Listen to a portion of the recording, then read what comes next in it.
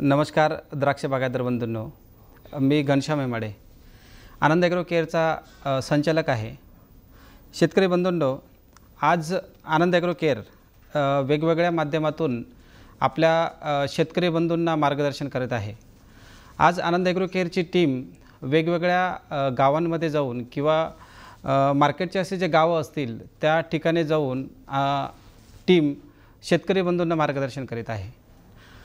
तर शेतकरी बंधूंनो, वेगवेगळ्या माध्यमातून आनंद ॲग्रो केअर ही आपल्यापर्यंत पोहोचत असते आणि आनंद ॲग्रो केअर आपल्याला वेगवेगळ्या माध्यमातून ज्ञान देण्याचा प्रयत्न करत असते आणि मार्गदर्शन करण्याचा प्रयत्न करत असते आणि वेगवेगळ्या मार्गदर्शक जे आहेत, आपले जे तज्ञ आहेत, या तज्ञांना बोलून आपण मार्गदर्शन करत असतो।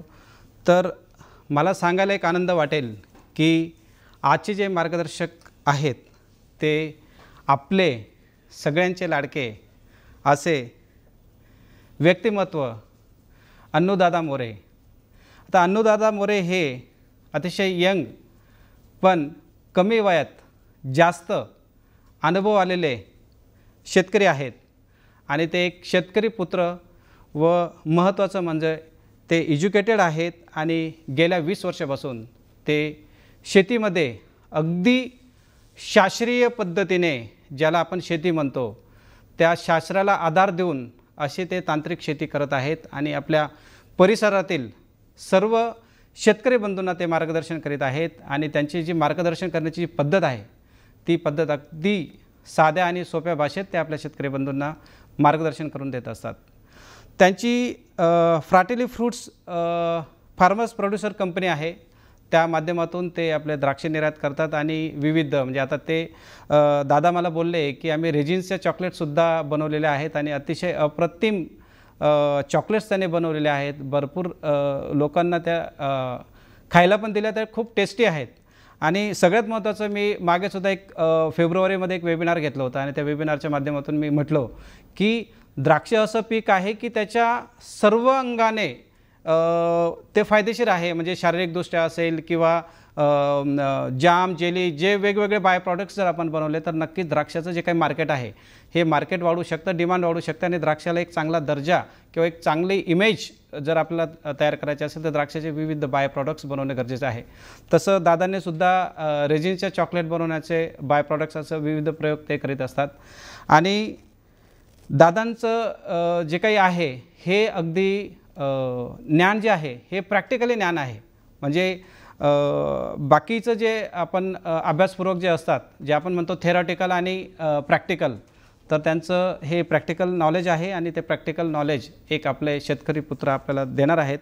आणि दादा जे आहेत हे फक्त नाशिकपुरतात मर्यादित नाहीत, तर महाराष्ट्रातील सगळे शेतकरी बंधू त्यांना ओळखतात आणि सगळ्यात महत्त्वाचं, दादा जे आहेत ते आपल्या महाराष्ट्रातच नाही, देशातच नाही, तर विदेशातसुद्धा ते वेगवेगळ्या देशांना जाऊन द्राक्षाचा अगदी तंतोतंत आणि शास्त्रीय पद्धतीने अभ्यास करून आपल्या शेतकऱ्यांना ते मार्गदर्शन करत असतात। कारण की मुळातच त्यांची अभ्यासू वृत्ती आहे आणि त्यांच्या अभ्यासू वृत्तीमुळे आपला एक चांगला शेतकरी आपल्या सर्व शेतकऱ्यांना मार्गदर्शन करतो।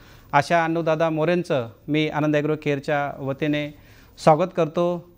सर्व शेतकरी बंधूंनी त्यांचं जे मार्गदर्शन आहे, आजचा जो विषय आहे द्राक्ष शेतीतील पारंपरिक कामे, म्हणजे आपण जे रेग्युलर कामे करत असतो आणि त्या कामांमध्ये आपण अपेक्षित काय सुधार केला पाहिजे, हा एक नवीनच विषय दादांनी आज निवडलेला आहे आणि हा जो विषय आहे हा अतिशय महत्त्वाचा विषय आहे। कारण की दादांचा जो अभ्यास आहे तो पाणी व्यवस्थापन आणि खतांचं नियोजन आपण कसं करावं, अन्नद्रव्य व्यवस्थापन, याच्यावरती दादा नेहमी बोलत असतात।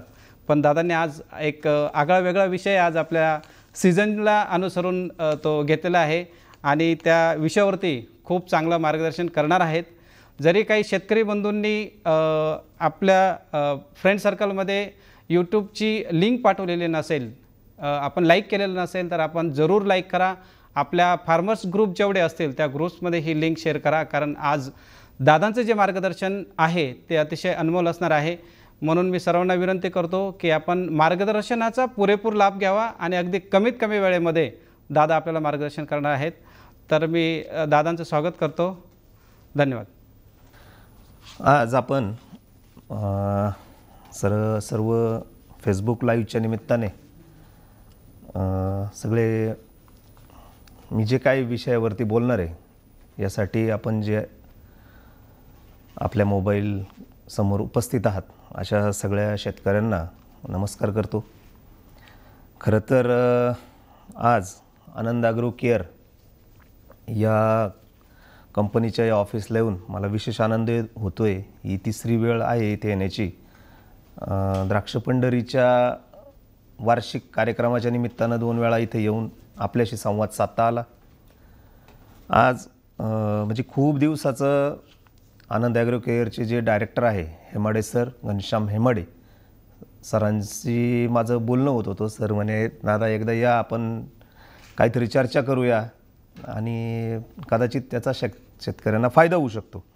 तर खूप वेळचं चाललं होतं, कामाची गर्दी आणि सगळं बघता मग सरांना म्हटलं चला सर हरकत नाही आपण एकदा बोलूया. आणि मग आज ती वेळ आली आणि आज या ठिकाणी मी आलो आहे. तर प्रथमतः सर मला बोलायची संधी दिली आपण या ठिकाणी, त्याबद्दल घनश्याम हेमाडे सर, मॅडम आणि त्यांची पूर्ण टीम या सगळ्यांचे मी धन्यवाद देतो.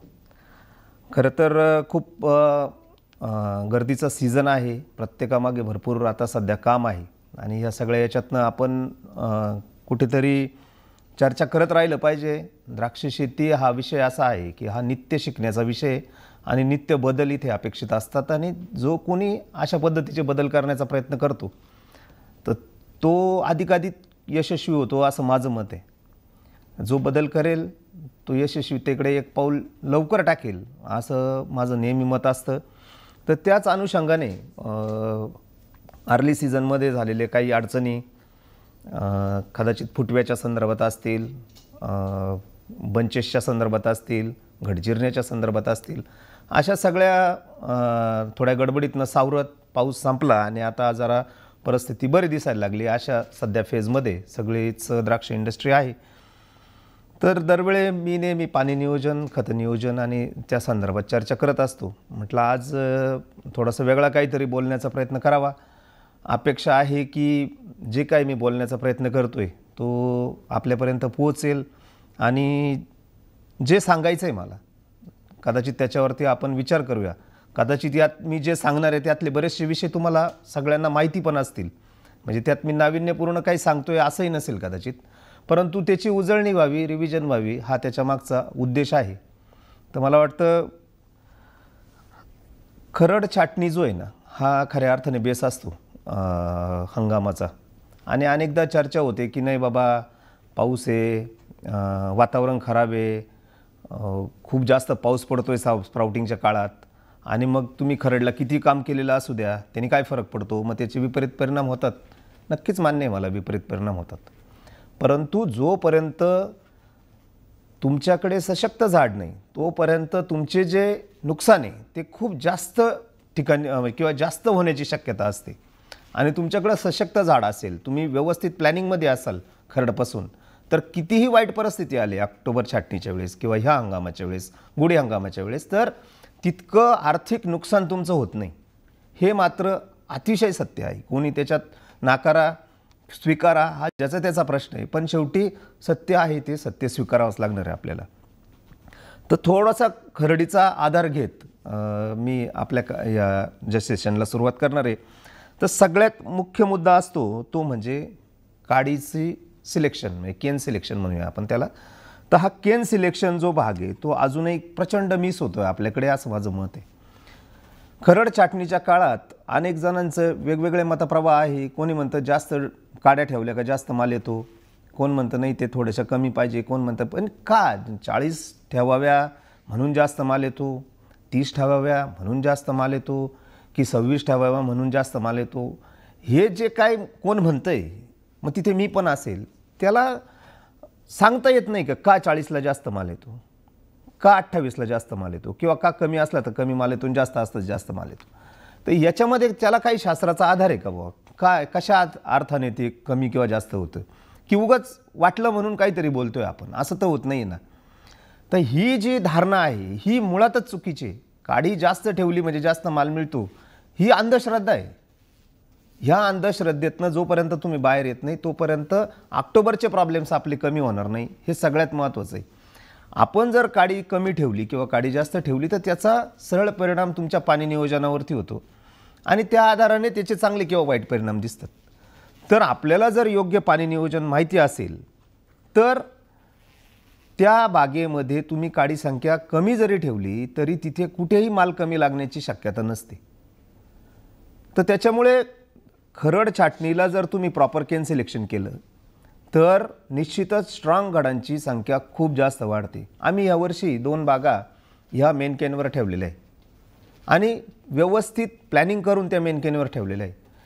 रिझल्ट लागलेला आहे मित्रांनो. काय काम केलेलं आहे आम्हाला माहिती आहे, काय चुका झाल्या ते आम्हाला माहिती आहे. ह्या दोन्ही बागांना खूप छान फ्रूट मिळनेस आहे, खूप छान फ्रूट मिळेल. म्हणजे 3 बंचेस 4 बंचेस ॲव्हरेज प्रति काडीवरती आहे आणि ह्या दोन्ही बागांमध्ये फक्त 28 काडी ठेवलेली आहे मोजून. त्याच्यापेक्षा एक काडीही जास्त नाही. व्हरायटी दोन्हीही थॉम्सन आहे. आणि माझं पहिल्यापासून मत आहे की जर आपण मेनकेनवर येऊ शकलो, खास करून ज्यांना आर्ली बागा छाटायच्या आहे, तर खूप मोठे प्रॉब्लेम नाशिकमधले सॉल्व होतील असं माझं एकदम ठाम मत आहे. परंतु त्याच्यावर जायला वेळ लागणार आहे. ह्या सगळ्या ट्रायल्स आपल्याला कराव्या लागतील, एकेकाने त्याला पुढे यावं लागेल आणि मग ते होईल.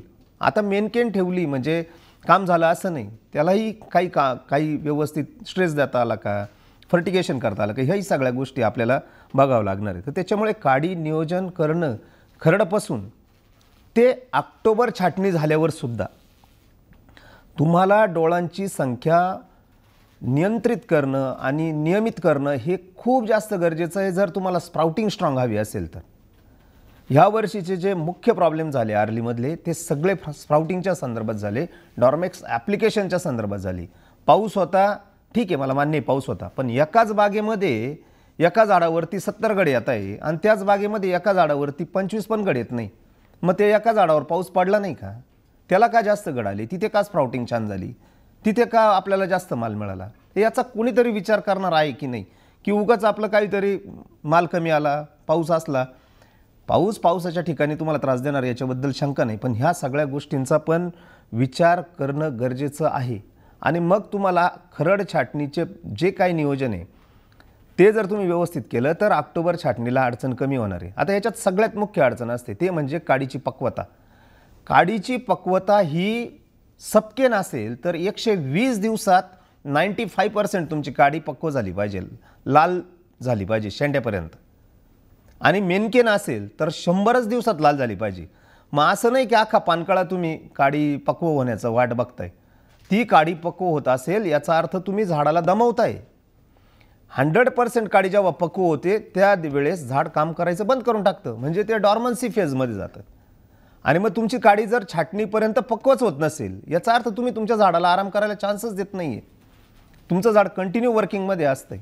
ज्या वेळेस काडी 100% पक्व होईल त्यावेळेस झाडाला काम करायला चान्सच राहणार नाही, कारण रिझर्व्स फुल झालेले आहे त्याचे. तर त्याच्यामुळे काडी पक्वता हा विषय खरडला तुम्ही टार्गेट ठेवून काम केलं पाहिजे. का 120 दिवसामध्ये माझी काडी शेंड्यापर्यंत पक्व झालेली. अशी शेंड्यापर्यंत पक्व झालेली काडी तिच्यावर पाऊस जरी पडला किंवा थोडेफार पानं खराब जरी असले तरीही तुमच्या बागेत माल कमी येत नाही किंवा तुमच्या बागेचं आर्थिक नुकसान होईल इतका तरी कमी माल येत नाही. ह्या साऱ्या ट्रायल्स आपण गेली 4-5-6 वर्ष करतोय आणि त्याचे निश्चितच पॉझिटिव्ह रिझल्ट येत आहे. म्हणजे आपण काय म्हणतो की नाही बाबा काडी कुठं कच्ची आहे, नुसती मोडून टाकली तरी आमच्याकडे माल यायचा, ही डायलॉग बाजी आता बंद झाली पाहिजे आणि शाश्वत शेतीकडे आपण गेलो पाहिजे. की बाबा मी प्रत्येक केलेल्या कामाचा तसाच रिझल्ट माझ्यापर्यंत आला पाहिजे आणि तर त्याला अर्थ आहे. नाही तर मग ह्या वेग कमेंट्स आणि काहीतरी मग कधी काडी आळली तर चालेल. तर ह्या म्हणजे तुम्ही यंदा जर बघितलं तर जंबो असतील किंवा काही सुधाकरच्या बागा असतील, काही आरकेच्या बागा असतील, म्हणजे मला सांगलीतनं काल परवापासून खूप फोन आहे की इव्हन सुपर सोनाकासारख्या सुद्धा बागा आर्थिक लॉस होतील इतक्या जास्त माल कमी आहे त्यांच्यावरती.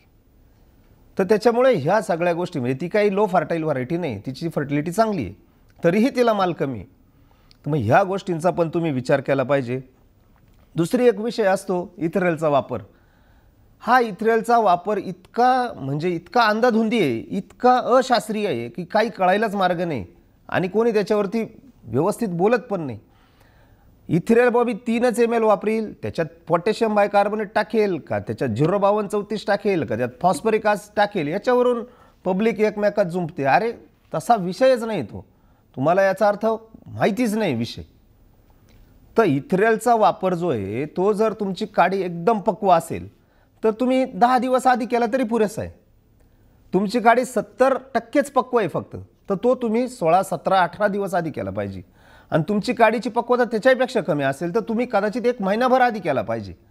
म्हणजे इथ्रेल मी 10 दिवस 12 दिवस आधी मारलं किंवा 8 दिवस आधी मारलं झालं काम, किंवा एकदाचे पानं गाळून टाकली माझी ॲसिडिक करून सोल्युशन का झालं काम, असा विषय इथ्रेलचा नाही. इथ्रेल हे तुम्ही कोणत्या स्टेजला मारताय, त्या मारत असताना तुमच्या बागेमध्ये काय अवस्था आहे नक्की काड्याच्या पक्वतेची, हा सगळा विषय तुम्ही आधी माहिती करून घेतला पाहिजे आणि त्या हिशोबाने तुमचे इथ्रेल ॲप्लिकेशन केले पाहिजे. आणखी दुसरा विषय असतो pHचा. अनेक जण मला म्हटले की बाबा पोटॅशियम बायकार्बोनेट मारलं तर ते पानच गळाली नाही, सॉरी टाकलं तर. अरे मी इतके मूर्खासारखे लोक शेतकरी करतात की न pH बघता काहीतरी त्याच्यात टाकतात, त्यात फॉस्फरिक टाकत असतील, 052 टाकत असतील किंवा पोटॅशियम बायकार्बोनेट टाकत असतील. का टाकतोय माहिती नाही, किती टाकायचं आहे माहिती नाही. अशी जर अवस्था असेल आणि तुम्हाला जर प्रोग्रेसिव्ह फार्मर म्हणत असाल तर तुम्ही थोडं शांत बसा आणि डोळे झाकून विचार करा का खरंच आपण प्रोग्रेसिव्ह आहे का, खरंच आपल्याला काही कळतं का. इतक्या लेवलवरती म्हणण्याची वेळ आलेली. तर त्याच्यामुळे हा सगळा विचार जेव्हा तुम्ही करताय तर ह्या सगळ्यांचा खूप मोठ्या प्रमाणावरती तुमच्या प्रोडक्शनवरती इफेक्ट होतोय. ज्या बागांमध्ये खूप चुन्याचे थगड दिलेले, म्हणजे एक बाजूला तुम्ही मोकार चुन्याचा थगड द्यायचा, म्हणजे 1 किलो 1.5 किलो चुना मोरसूद मारायचा, ते पानं टिकवायचे आणि ते असे टिकवायचे का त्यांनी कामच नाही केलं पाहिजे. म्हणजे तुम्ही त्याचे स्टोमाटा पूर्ण क्लोज करून टाकायचे चुन्यानी आणि मग ते पानं टिकून काय करता, म्हणजे एक बाजूला त्यांच्यावरती समजा थोडा वेळ म्हणूया आपण फंगस अटॅक कमी असेल, पण ते कामही करत नाही ना. मग न काम करणारे पानं सांभाळता कशासाठी तुम्ही. तर त्याच्यामुळे हा सगळा विचार तुम्ही करायला पाहिजे. आणि इथ्रेलचा वापर करताना योग्य त्या पद्धतीने इथ्रेलचा वापर जर केला तर निश्चित खूप चांगले इफेक्ट आपल्याला येतात. इथ्रेल 4 ते 6 pH ह्या रेंजमध्ये तुम्ही वापरू शकता. तुम्ही ते किती आधी वापरताय त्याच्यावर ते अवलंबून आहे. असं नाही की 6 pHनी काम होत नाही, असं नाही की 5 pHनी काम होतंय, असं नाही की 4 pHनी पण काम होत नाही आहे. पण तुम्हाला ते कुठल्या ठिकाणी किती pH, किती आधी छाटणीच्या, ह्या सगळ्या गोष्टींचा सारासार विचार करावा लागेल आणि त्या हिशोबाने तुम्हाला इथ्रेल ॲप्लिकेशन करावं लागणार आहे. ह्या वर्षी सगळ्यात म्हणजे आजपर्यंत सगळ्यात जास्त मिस होणारी कुठली गोष्ट असेल तर माझ्या हिशोबाने डॉर्मेक्स ॲप्लिकेशन आहे. डॉर्मेक्स म्हणण्यापेक्षा जे आपण हायड्रोजन सायनामाइड वापरतो, त्या हायड्रोजन सायनामाइडचा वापर आपण का करतो हे कोणालाच माहिती नाही.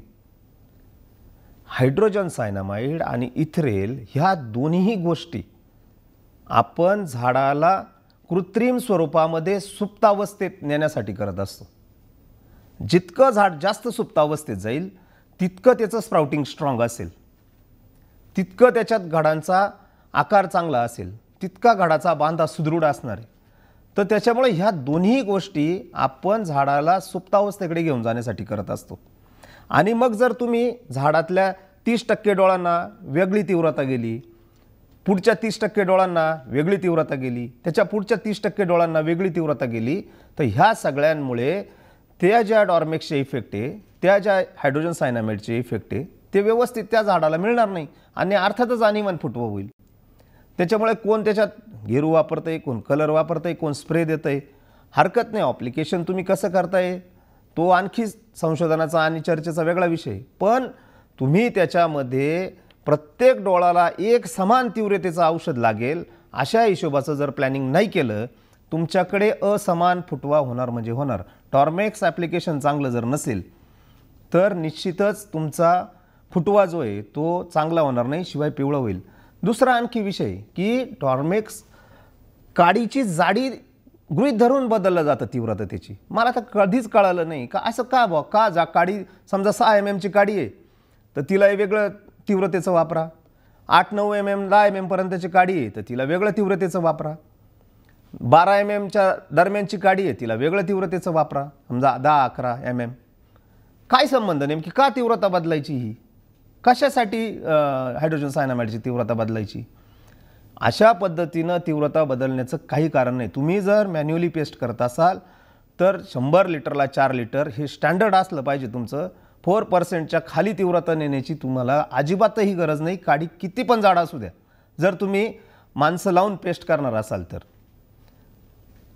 आपण हायड्रोजन सायनामाइड ह्या डोळांना सुप्तावस्थेत घेऊन जाण्यासाठी करत असतो. त्याच्यामुळे काडीच्या जाडीच्या हिशोबाने त्याच्यामध्ये तीव्रतेत बदल करण्याचं कुठलंही कारण नाही आणि ती अतिशय अशास्त्रीय आहे आणि ती एक अंधश्रद्धा आहे. तर ह्या अंधश्रद्धेमधनं सुद्धा आपल्याला बाहेर येणं फार गरजेचं आहे. जिथे जिथे हायड्रोजन सायनामाइडच्या तीव्रतेमध्ये बदल झाला, योग्य ठिकाणी योग्य वेळी योग्य कॉन्सन्ट्रेशन ते लागलं नाही, तिथे घडाचा बांधा जबरदस्त बदलतो. त्याच्यामुळे बर्न स्ट्रक्चर ठरवत असताना हायड्रोजन सायनामाइडसुद्धा खूप महत्त्वाची भूमिका निभावतं, हे पण आपल्याला समजून घ्यावं लागेल. त्याच्यामुळे इथून पुढे ज्या बागा तुम्ही हे करणारे पेस्ट करणारे त्या बागांना एक समान तीव्रता आपण लागेल अशा हिशोबाचं ॲप्लिकेशन आपण केलं पाहिजे. दुसरी महत्त्वाची गोष्ट की थंडी वाढली की डॉर्मेक्सचं कॉन्सन्ट्रेशन वाढवा किंवा हायड्रोजन सायनामाइडचं कॉन्सन्ट्रेशन वाढवा किंवा त्याचा आपण काय म्हणूया त्याचा खूप सारे अशा म्हणजे इतके प्रश्न येते की त्याच्यामध्ये कशाचा उल्लेख करावा असं माझ्या पुढे प्रश्न येतो. तर थंडी वाढली की फुटवा लेट होतो किंवा थंडी वाढली की हायड्रोजन सायनामाइडचं कॉन्सन्ट्रेशन वाढवावं लागतं. हे सगळ्या अंधश्रद्धा आहे. ॲक्च्युली हायड्रोजन सायनामाइडचं कामच हे असतं की त्याला थंडीकडे घेऊन जालं डोळांना, म्हणजे त्याला चिलिंग आवर्स प्रोव्हाइड करणं हेच हायड्रोजन सायनामाइडचं काम आहे. म्हणजे थंडी जर असेल तर फुटवा अनइव्हन होईल किंवा फुटवा लेट होईल, अजिबात त्याचा काही संबंध नाही. फुटवा अनेकदा आता आपण बघतोय किंवा चर्चा चालू आहे की बाबा सध्या फुटवे लेट होत आहे, फुटायला उशीर होतोय. अहो हे चिंतेचं कारण नाही आहे. फुटवा उशीर होतंय हे तर उलट आनंदाचं कारण आहे माझ्या हिशोबाने. जितका जास्त चांगली डॉर्मन्सीमध्ये द्राक्षबाग जाईल तितका जास्त चांगली स्प्राउटिंग आणि तितकं जास्त तुम्हाला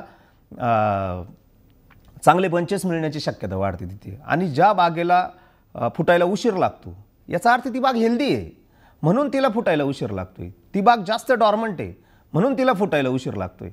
तर ही पण गोष्ट आपण समजून घेतली पाहिजे की बाग जर फुटायला उशीर लागतोय तर याचा अर्थ आपली वाटचाल योग्य दिशेने आणि आपण खऱ्या अर्थाने झाडाला हेल्दी व्हायण्यासाठी मदत करतोय की आपण केन मॅनेजमेंट चांगली करतोय. इवन काड्यांचा आकार आपण ठेवतोय, एक सारख्या काड्या आपण ठेवतोय, झाडामध्ये रिझर्व्हची संख्या जास्त आहे आणि झाड चांगलं सुप्तावस्थेत जाते. म्हणून ज्या बागा फुटायला उशीर होत असेल तर त्या उशीर होण्याला चिंता समजण्याचं अजिबात कारण नाही. मी तर म्हणेल खूप चांगली गोष्ट आहे. झाड आपण चांगल्या डॉर्मंट फेजकडे घेऊन जातोय आणि त्याच्यामुळे जो काही फुटवा होईल त्याच्यामध्ये इतरेल ॲप्लिकेशन, डॉर्मेक्स ॲप्लिकेशन अतिशय चांगलं होणं हे नक्कीच गरजेचं आहे. परंतु जर फुटवायला उशीर होत असेल तर याचा अर्थ नक्कीच आपलं जी वाटचाल आहे ती योग्य दिशेने असं माझं एकदम स्पष्ट मत आहे. त्याच्यामध्ये काही अडचण नाही. आता दुसरी महत्त्वाची समस्या आपण फेस केली इतके दिवस, कदाचित अजूनही फेस करतोय, ते म्हणजे घड जिरण्याची समस्या. हा घड जिरण्याचा जो विषय आहे हा एक गोष्टीशी रिलेटेड नाहीच आहे मुळी.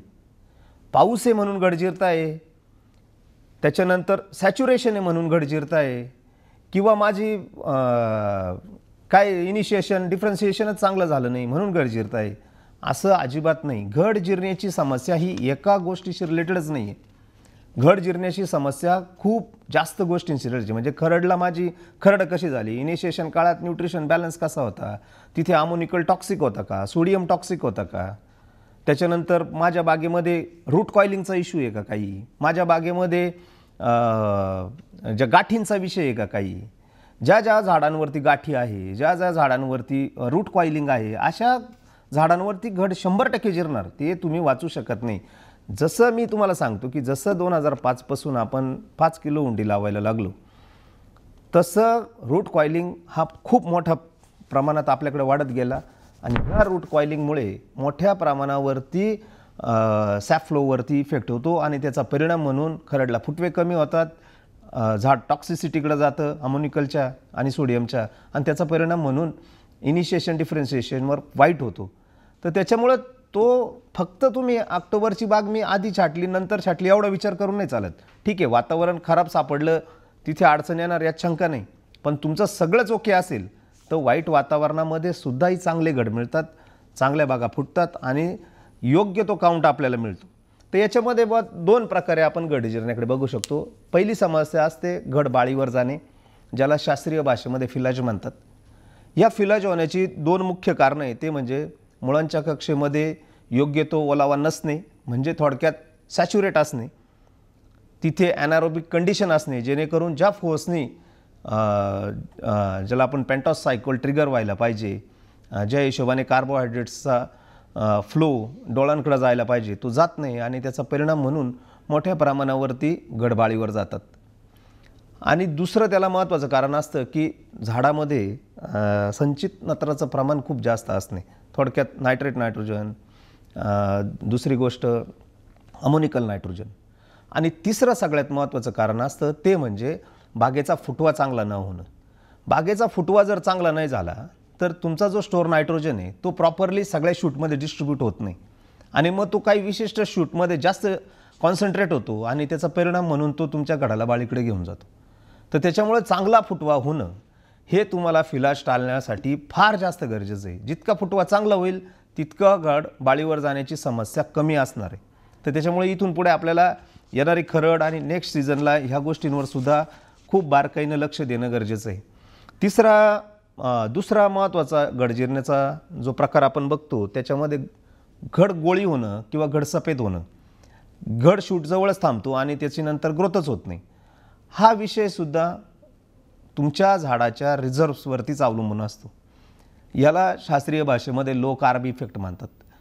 ज्या काडीमध्ये कर्बोदकाची संचय तितका चांगला नाही आहे अशा काड्यांमध्ये जर घड असेल आपला आणि त्या घडाला जर योग्य वेळी योग्य पोषण झालं नाही, म्हणजे जर सांगायचं झालं तर प्रूनिंग ते पोंगा अवस्था म्हणजे पोंग्याच्याही पहिलीची अवस्था, ह्या काळामध्ये खूप मोठ्या प्रमाणावर बंच स्ट्रक्चर कसं असेल ते ठरतं. म्हणजे त्या घडाला किती आंगऱ्या असतील, त्या घडाला एकूण मण्यांची संख्या किती असेल, त्या घडांचा आकार किती मोठा असेल, हा सगळा जो विषय आहे ना तो ह्या 8 ते 10 दिवसाच्या काळामध्ये ठरत असतो.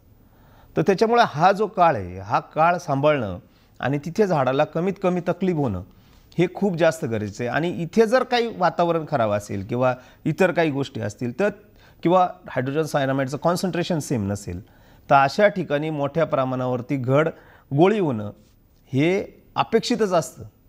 मग याला पर्याय काय? तर याला एकमेव पर्याय आहे काय, एक्स्ट्रीमली हेल्दी असणं. झाड जर तुमचं एक्स्ट्रीमली हेल्दी असेल तर अशा पद्धतीचे प्रॉब्लेम्स आपल्याला फार कमी जाणवतील, अगदी वातावरण खराब असलं तरी. म्हणजे अनेकदा चर्चा होती का नाही ते शूट्स खूप जोरात चालतात आणि मग ते पुढं जाऊन कुजतं. जी बाग हेल्दी आहे ती बाग कुजूच शकत नाही. लक्षात घ्या, तुमची बाग जर कुजते याचा अर्थ ती हेल्दी नाही, भले ती वाढत असेल. मग ती हाय अमोनिकलच्या जोरावर वाढत असेल, हाय नायट्रेटच्या जोरावर वाढत असेल, पण जी बाग फक्त आणि फक्त रिझर्व्हच्या जोरावर वाढते अशा बागांमध्ये कूज होणं शक्य नाही. आपण बघतो अति पावसामध्ये सुद्धा एका बागेमध्ये अशी काही झाडं भेटतात आपल्याला 100-500 किंवा अगदी 200 की तिथे अजिबात कूज झालेली नसती. मग कोण वाचवतो त्या झाडांना? तिथेही पाऊस पडतोय, इतर अख्ख्या बागेवरही पाऊस पडतोय, पण काही झाडांमध्ये अजिबात कूज होत नाही. तर त्याच्यामुळे ह्या सगळ्या गोष्टींचा विचार आपल्याला नक्कीच करणं गरजेचं आहे. त्याच्यानंतर आणखी आता खूप साऱ्या गोष्टी आपण करत असतो. अतिशय पॅनिक सिच्युएशन असते, घड कमी दिसत असतात, घड बारीक दिसत असतात आणि मग अशा वेळी आपण खूप सारे प्रयोग करत असतो. हे मारून बघ, ते मारून बघ, ते मारून बघ आणि अशा खूप साऱ्या गोष्टींमध्ये आपण कदाचित बऱ्याचशा व्यर्थ गोष्टी आपण करतो. बऱ्याचशा फिजिओलॉजीशी रिलेटेड नसलेल्या गोष्टीसुद्धा आपण करतो. तर मित्रांनो, अशा पद्धतीनं कुठल्याही गोष्टी करण्याची आवश्यकता नाही. अगदी एखादा 2 स्प्रे ॲमिनो ॲसिड्स असेल, एखादा 2 स्प्रे सीविडचा असेल किंवा एखादा 2 स्प्रे सायटोकायनिनचा असेल, ह्या 2-3 गोष्टी वगळता तुम्हाला खूप मदत होईल कशाची असं मला अजिबात नाही वाटत. किंवा ह्या गोष्टींची सुद्धा खूप मदत होईल असं मला एकदम एक्स्ट्रीमली काहीतरी वेगळं होईल असं अजिबात नाही. आपल्याला त्या काळामध्ये एक छोटीशी मदत 1-2 दिवसाच्या दरम्यान फक्त करायची असते झाडाला. त्याच्या पलीकडं तुम्ही मी अनेकदा म्हणते नाही मी बाग बाहेरच काढून आणला किंवा मी बागाला सोडलंच नाही, वाचवलाच, तर शुद्ध वेडेपणा आहे भाऊ तुझा. अशा पद्धतीनं काहीही होत नाही. जर झाडामध्ये सशक्त घड असतील आणि ते जर वाचणार असतील तर तुम्ही अशा पद्धतीचे उद्योग करून आणि मी वाचवला अशा पद्धतीचं बोलणं हे मला तरी पटत नाही. आणखी एक विषय असतो की न्यूट्रिशन मॅनेजमेंट करावी की नाही करावी अशा काळामध्ये, खास करून जर त्या काळात पाणी आलं असेल किंवा लोक जनरली पाणी देतात छाटणीच्या वेळेस. तर आज हा पण मुख्य विचार आहे की छाटणीच्या काळात सरसकट पाणी देऊन टाकणं म्हणजे तुम्ही सरळ सॅच्युरेशनकडे घेऊन जाणं आहे ना झाडांना. खरंच गरज आहे का छाटणीच्या काळात पाणी देण्याची ते पण बघा, किंवा खरंच ताणात आहे का बाग त्यावेळेस ते पण बघा. नाही तर मग जमिनीमध्ये पुरेसा ओलावा आहे आणि तुम्ही परत वरून त्याच्यात पाणी देऊन टाकलं तर तुम्ही नक्कीच अडचणीत घेऊन जाणार आहे झाडाला. तर ती पण काळजी करा. दुसरे अपेक्षित एक दुसरी नियमित आपल्याला ऐकायला येणारी गोष्ट आहे ती म्हणजे नत्राचं ॲप्लिकेशन. मग तो अमोनिया असो, युरिया असो, कोण 19-19 म्हणतं, कोण कॅल्शियम नायट्रेट म्हणतं, किंवा नत्राचे इतर प्रकार, किंवा नत्र दिलं म्हणून माझी बाग भारी फुटली किंवा नत्र दिलं म्हणून मला फायदा झाला. मित्रांनो, प्रचंड अंधश्रद्धेत आहात आपण असं जो कोणी म्हणतोय तो. छाटणीच्यापेक्षाही आधी म्हणजे इथ्रेल ॲप्लिकेशनपासून ते साधारणतः 15 सेंटीमीटरची जोपर्यंत शूट होत नाही तोपर्यंत झाड अन्नद्रव्यच काय पाणीसुद्धा पित नाही. पाणी पिण्याचं प्रमाण इतकं कमी असतं की तुम्ही कल्पना नाही करू शकत. म्हणजे इथ्रेल मारल्यापासून ते 15 सेंटीमीटर शूट व्हायला जर 1 महिना लागत असेल तर अगदी हलक्या जमिनीमध्ये सुद्धा 20-20, 25-25 दिवस बाग पाणी पित नाही आणि अजिबातही पित नाही. मग जिथे बाग पाणीच पित नाही तिथे तुमचं नत्र कुठून घेईल तिथे तुमचा अमोनिया कुठून घेईल, तिथे तुमचा 19-19 कुठून घेईल. बरं, ते 19-19 घेईल, ते प्लांटमध्ये जाईल, त्याचं डायजेशन कोण करेल. नत्र काय झाडाने घेतलं आणि झाडाला मिळालं असं आहे का. ज्या वेळेस नत्र झाडात जातं त्यामध्ये एक पूर्ण सायकल कंप्लीट करावी लागते आणि मग ते उपलब्ध स्वरूपात होतं झाडाला. मग तुम्ही आज म्हणायचं नाही आम्ही 5 किलो अमोनिया दिला का 10 किलो अमोनिया दिला किंवा 19-19 दिलं आणि काम झालं. अतिशय अशास्त्रीय गोष्ट आहे ही. तर त्याच्यामुळे तुम्ही नत्र दिलं आणि तुमचं काम झालं पोंगावस्थेमध्ये किंवा फेलच्या आधी, तर हे म्हणजे ही भयंकर अंधश्रद्धा आहे. अशा पद्धतीच्या नत्राच्या ॲप्लिकेशनमध्ये किंवा कुठल्याही खताच्या ॲप्लिकेशनने माझे घड वाचले आणि मला चांगला फुटवा मिळाला. मुळात फुटवा होणं आणि न्यूट्रिशन किंवा अन्नद्रव्ये याचा अजिबातही काही संबंध नाही. म्हणजे तुम्ही देत असलेल्या म्हणजे इथ्रेलपासून ते साधारणतः पोंगावस्थेपर्यंत जर तुम्ही कोणतं खत देत असेल फुटायला म्हणून तर त्याचा आणि फुटव्याचा अजिबातही काही संबंध नसतो. ही पहिली गोष्ट आपण एकदम पक्की नोंद करून घेतली पाहिजे.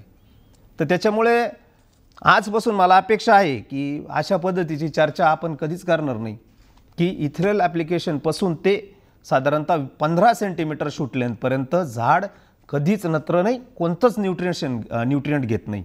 दुसरी महत्त्वाची गोष्ट, साधारणतः 20-25 सेंटीमीटर शूट लेंथ होईपर्यंत कधीही नत्राच्या कमतरतेत नसतं झाड, कधीच नाही. तर त्याच्यामुळे ती पण गोष्ट तुम्ही लक्षात घ्या की नत्र जर 20 सेंटीमीटरपर्यंत जर शूटमध्ये कमी नसतंच तर तुम्ही कसं काय नत्र देताय झाडाला. हा पण खूप महत्त्वाचा आणि चर्चेचा विषय. आणि म्हणून पानदेट परीक्षण करणं आणि पानदेट परीक्षणामध्ये म्हणजे 1.2 एवढा जरी टोटल नायट्रोजन असेल तरी तो खूप जास्त आहे ह्या काळामध्ये, खूप जास्त आहे. त्याच्यामुळे अगदी छाटणीच्या आधीच्या कालावधी म्हणजे बऱ्याचदा काय होतं की इथ्रेलच्या आधी हे गाडलं जातं, पानदेट परीक्षण केलं जातं आणि त्याच्यामध्ये कदाचित थोडाफार नत्र कुठेतरी कमी दिसू शकतो आपल्याला. पण मी तरी अजून असं पाहिलं नाही का नत्र डिफिसिट आहे तिथे नत्र ऑप्टिमम लेवलला असतो किंवा लई अतिशय 2%, 5% मध्ये तो फारसा कमी झालेला असतो. म्हणजे 0.8, 0.9, 1 अशा लेवलला तो असतो. तर तसाही जरी असला तरी तो नत्र अजिबात स्प्राउटिंगसाठी कमी नाही. तर त्याच्यामुळे कृपया अशा पद्धतीचे न्यूट्रिशन ॲप्लिकेशन करून आणि मग माझे फुटवा चांगला होईल आणि मला स्ट्रॉंग फुटी मिळतील, तर ही प्रचंड मोठी अंधश्रद्धा आहे. ती लवकरात लवकर तुम्ही तुमच्या डोक्यातनं काढून टाकलं पाहिजे असं मला वाटतं. त्याच्यानंतर आणखी महत्त्वाचा मुद्दा येतो, मग ह्या सगळ्या गोष्टी आपल्याला कळतील कधी. ह्या सगळ्या गोष्टी आपल्याला कळतील तेव्हा जेव्हा आपण त्या चेक करायला सुरुवात करू. आणि याच्यासाठी आपल्याला पानदेट परीक्षण करणं 20 सेंटीमीटर शूट लेंथला प्रचंड गरजेचं आहे. प्रत्येकाने ॲटलिस्ट 20 सेंटीमीटर शूटला त्याच्यानंतर एकदा फुल फ्लावरिंगमध्ये, एकदा 5 ते 6 ला, ह्या 3 वेळा तरी कमीत कमी आपलं पानदेट परीक्षण केलं पाहिजे. आणि एक पानदेट परीक्षण केलं पाहिजे आपण वरायजन स्टेजला, ज्याला आपण पाणी उतरण्याची अवस्था म्हणतो. जेव्हा तुम्ही सातत्याने हे करायला लागाल, जेव्हा सातत्याने या गोष्टी तुम्ही टेस्ट करायला सुरुवात कराल, तेव्हा तुम्हाला कळेल का ॲक्च्युली प्लांटमध्ये काय गडबड चालू आहे किंवा काय घडतं आहे. जर तुम्ही ते टेस्ट करत नाही आहे तर तुम्हाला कळणार नाही आणि तुम्ही अशाच अंधश्रद्धेमध्ये राहाल कायम. तर ह्या अंधश्रद्धेमधून बाहेर यायचं असेल तुम्हाला, तर तुम्हाला पडताळणी करावी लागेल, तुम्हाला ताळा करावा लागेल आणि तेव्हाच तुम्हाला कळेल की नक्की गोंधळ कुठं होतोय. तर त्याच्यामुळे इथून पुढे प्रत्येकाने, आता आपल्याकडे खूप साऱ्या अत्याधुनिक लॅब अवेलेबल आहे. संघासारखे लॅब आहे, सह्याद्री फार्म आहे, अनेक इतर प्रावणिता आहे, वाणी सर आहे, ह्या सगळ्या, किंवा ओम गायत्री नर्सरी आहे, एवढ्या सगळ्या एक 8-10 हायटेक लॅब आपल्याकडे अवेलेबल आहे आता. आणि सगळ्यांनी त्या टेक्नॉलॉजीचा फायदा आपण घेतला पाहिजे. आणि खतं तुम्ही इतके महाग झाले आता की फॉस्फेटच्या लेवल एकाच महिन्यात डबल झाले. आणि मग कुठेतरी चुकीचे काहीतरी खतांचे ॲप्लिकेशन करणे आणि कॉस्टिंग वाढवून घेण्यापेक्षा तुम्ही एक 700-800 हजार रुपये जर पेट्रोलला घातले आणि त्याच्या अगेन्स्ट जर तुम्हाला तुमचं खत 10%च द्यावं लागलं, तर ती कॉस्टिंग खूप मोठी वाचणार आहे आपली. तर त्या अर्थाने सुद्धा तुम्ही पानदेट परीक्षणाकडे बघा. आणि बाकीच्या ह्या सगळ्या गोष्टी जर उजेडात आणायच्या असतील तुम्हाला, तर त्याला कुठेतरी पडताळणी आणि टेस्टिंग आपल्याला करावी लागेल, त्याच्याशिवाय पर्याय नाही. आता हे झालं, स्प्राउटिंग झाली, फेल रिमुव्हिंग झाली. आपण आता जिब्रेलिकच्या ॲप्लिकेशनकडे आलो. आपण समजा ह्या जिब्रेलिक ॲप्लिकेशनमध्ये सुद्धा सरधोपट एकमेकाला फॉलो करतो आपण. काही माहीत नाही. जे एखादा जण 10चे 2 स्प्रे मारतो, एखादा जण 15चे 2 मारतो, 15 PPMचे 2 स्प्रे, कोणी 10चे 2 मारून 15 PPMने डीप करतं, कोणी 20 PPMने डीप करतं. आत्ता तर ह्या वर्षी इतका धडाका मी बघतोय की सरलाट प्रत्येक, म्हणजे खूप साऱ्या ठिकाणी प्री ब्लूम स्टेजला काहीतरी CPP, डायमोर काहीतरी टाकून एकदाची डीप घेऊन राहिले. अरे कुठं गेला कॉन्फिडन्स तुमचा? नेमकं काय झालं आहे तुम्हाला? अशी प्रश्न मला विचाराविषयी वाटतंय. का अशा पद्धतीनं कॉन्फिडन्स लूज होतोय आपण? का यावर्षी तसं पावसाचं वातावरण फारसं दिसत नाही आहे आणि तरी आपण प्रीब्लूमला डायमोर म्हणा, CPP म्हणा काहीतरी टाकून डिपिंग घेतोय. ह्या स्टेजेसला जिब्रेलिकचं ॲप्लिकेशन योग्य पद्धतीनं होणं खूप जास्त गरजेचं आहे. मित्रांनो, जिब्रेलिक देताना आपल्या बागेमध्ये किती जनरेशनमध्ये फुटवा झालेला आहे ते आपण ठरवलं पाहिजे. पहिले आपल्या बागेमध्ये 2 जनरेशनमध्ये फुटवा असेल तर आपण 2 ॲप्लिकेशन केले पाहिजे जिब्रेलिकचे. मग मी सांगेल की 10 PPMचे 2 द्या. आपल्या बागेमध्ये 3 जनरेशनमध्ये फुटवा असेल तर आपण 3 ॲप्लिकेशन केले पाहिजे. मग तिथे मी सांगेल का 7-7 PPMचे 3 स्प्रे द्या. आणि आपल्या बागेमध्ये फुटवा खूप अनइवन असेल, असतोच, ऑलमोस्ट असतोच, तर माझ्या मते आपण 5-5 PPMचे 4 स्प्रे दिले पाहिजे, जेणेकरून अर्ली गाडांना तो जिब्रेलिक जास्त होणार नाही आणि उशिरा फुटलेल्या अर्ली फुटलेल्या गाडांना तो लेट होणार नाही. मग जेणेकरून एक सारख्या आकाराचे बंच आपल्याला ॲटलिस्ट फ्लावरिंगपर्यंत मिळतील. आणि हे जे हेवी ॲप्लिकेशन आहे जिब्रेलिकचं किंवा कुठल्याही PGRचं, हे खूप कमी प्रमाणात लागतं मित्रांनो. जर झाड हेल्दी असेल तर खूपच कमी प्रमाणात. तर त्याच्यामुळे जिब्रेलिक ॲप्लिकेशनवरती खूप काळजी करा. स्प्लिट डोसेसमध्ये आणि कमी मात्रेमध्ये तुम्ही जिब्रेलिक जितकं द्याल तितकं खूप चांगले रिझल्ट्स आपल्याला मिळतील. फ्लावरिंग स्टेजपर्यंत खूप मोठा घड करण्याची अजिबात गरज नाही आहे. तर त्याच्यामुळे ती पण काळजी घ्या की फ्लावरिंगपर्यंत फार घड मोठा जरी नाही झाला तरी खूप बिघडलं त्याचं, असं काही नाही. उलट जितका जास्त मोठा घड होईल तिथे थिनिंगला, मनी संख्या ठेवण्याला खूप सारे बाधा निर्माण होतात, चॅलेंजेस होतात, कळत नाही की किती मनी संख्या ठेवावी. त्याच्यामुळे घडाचा जो आकार आहे तो आदर्श आकार असला पाहिजे. साधारणतः 1 हितीच्या आकाराचा आपला घड हार्वेस्टिंगच्या काळात असला पाहिजे, ज्याच्यावरती साधारणतः 90च्या आसपास मनी संख्या आहे. मी थॉम्सनचं बोलतोय, इतर व्हरायट्यांचं थोडंफार इकडं तिकडं होईल, फार त्याच्यात बदल होत नाही. त्याच्यामुळे अर्ली स्टेजलाच खूप मोठे घड करून टाकायचे आणि त्याचा परिणाम म्हणून त्याचे दांडे खूप कडक होतात. ते दांडे तुमच्या व्हरायजन नंतर, म्हणजे पाणी उतरल्यानंतर मॅच्युरिटीकडे जातात. त्याचा परिणाम म्हणून त्याची सेल्फ लाईफ कमी होते, बेरी ड्रॉपिंग वाढते. ह्या सगळ्या गोष्टींचं जी मूळ आहे ते प्रीब्लूमचं डिपिंग आहे किंवा प्रीब्लूमचं जिब्रेलिक आहे. त्याच्यामुळं प्रीब्लूमचं जिब्रेलिक तुमच्या बागेवरती पूर्ण सीझनवरती विपरीत परिणाम करू शकतं. त्याच्यामुळे त्याच्यावरती पण काळजी घ्या की मी जिब्रेलिक कशा पद्धतीनं देतोय. आणि मोठे डोस देण्याचं जे प्रॅक्टिस आहे आपली, ती प्रॅक्टिस एकदम वेळेत कमी झाली पाहिजे अशा पद्धतीचे मोठे डोस देऊन खूप आपल्या पदरात काही चांगलं पडतं असं अजिबात नाही. स्मॉल डोस आणि सारख्या मात्रेने ते आपल्याला दिले पाहिजे. सेम गोष्ट आपल्याला फ्लॉवरिंगमध्ये पण करायची जिब्रेलिकच्या बाबतीत. जितक्या जास्त जनरेशनमध्ये स्प्राउटिंग आहे तितक्या जास्त जनरेशनची स्प्राउटिंग असेल तितके स्मॉल डोसेसमध्ये आपण आपल्या थिनिंगचं जिब्रेलिक दिलं पाहिजे. मग 5-5 PPMचे 2 स्प्रे, समजा 10 PPMचे 2 स्प्रे, अशा पद्धतीचं जिब्रेलिक देऊन आपण थिनिंग मिळवली पाहिजे. म्हणजे मी तुम्हाला सांगायला हरकत नाही की चिलीमध्ये किंवा साऊथ आफ्रिकेमध्ये थॉम्सन कमी होण्याचं एकमेव कारण आहे, म्हणजे तुम्हाला पटेल नाही मला माहिती नाही, पण आम्ही जेवढ्या लोकांशी बोललो त्यांचं एकमेव कारण आहे की थॉम्सनला नैसर्गिक थिनिंग मिळत नाही म्हणून इतकी चांगली व्हरायटी त्यांना बाजूला करावी लागली. म्हणजे त्या देशांमध्ये खूप साऱ्या प्रॅक्टिसेस करून सुद्धा बेरी सेटिंग जास्त असतं म्हणून थॉम्सन तिथून बाजूला झाली. म्हणजे थॉम्सन बाजूला होण्याचं एक मुख्य कारण ते. आणि आपली परिस्थिती अतिशय उलटी आहे त्याच्या. आपल्या बागेला घडत राहायला तयार नाही. म्हणजे फ्लावरिंग चालू झाली का नाही झाली की लगेच कोणीतरी CPP मारणार, डायमोर मारणार. म्हणजे ह्या लेवलवर आपल्याला जायचं आहे, कुठल्या लेवलपर्यंत जायचं आहे काम करायच्या बाबतीत, त्याचा विचार नक्कीच आपण या ठिकाणी केला पाहिजे. आणि प्लांटला बॅलन्स आणि हेल्दी कसं करता येईल याच्याकडे आपलं प्लॅनिंग असलं पाहिजे. दुसरं सगळ्यात अडचणीचं असतं ते म्हणजे आपलं 2 झाडातल्या लागवडीतलं अंतर. आपण अक्षरशः टोमॅटोसारख्या लागवडी करून टाकल्या आहेत द्राक्षाच्या. फळकुजीला सगळ्यात मुख्य कारण काय असेल तर ते डेन्स प्लांटेशन आहे. तर इथून पुढे आपण नाशिक भागातले जे लोक आहे ज्यांच्याकडे दवाचं प्रमाण खूप जास्त असतं त्या लोकांना शूट ग्रोथ अपेक्षित आहे. जर चांगली शूट ग्रोथ झाली तितकं तुमच्याकडे कूज कमी होणार आहे. म्हणून तुम्ही इथून पुढे ज्या बागा लावणार आहे, येत्या जानेवारीपासून त्या बागा लावणार आहे, त्या बागांचं अंतर ॲटलिस्ट 10 फुटाच्या गल्लीतलं पाहिजे आणि 2 झाडातलं अंतर पाहिजे 6 फूट. म्हणजे 10 बाय 6च्या आत अजिबातही लागवड होता कामा नये. अन्यथा हे जे प्रश्न आहे हे कुठल्या औषधाने, कुठल्या डायमोरने आणि कुठल्या जिब्रेलिकने आणि कुठल्या CPPने मिटणार आहे असं मला तरी वाटत नाही. सेम कंडिशन येते परत तुमच्या सायझिंगच्या स्प्रेची. तर ह्या सायझिंगच्या स्प्रेच्या बाबतीत सुद्धा फार काळजी आपण घेतली पाहिजे. खास करून ज्या बागा 2-3 जनरेशनमध्ये फुटलेल्या आहे. तर ह्या बागांमध्ये जिब्रेलिकचा वापर करत असताना मग म्हटलं की जितक्या जनरेशन जास्त तितक्या स्मॉल डोसमध्ये तुम्ही थिनिंगचे स्प्रे घ्या. त्याच पद्धतीनं PGRच्या बाबतीत सुद्धा खूप स्मॉल डोसमध्ये तुम्ही PGR अशा बागांना खास करून दिले पाहिजे. ज्या बागा अर्ली स्प्राउटिंग झाले त्या बागांमध्ये तुम्ही जर 2 डोसमध्ये देणार असाल तर तिथे 3 करा.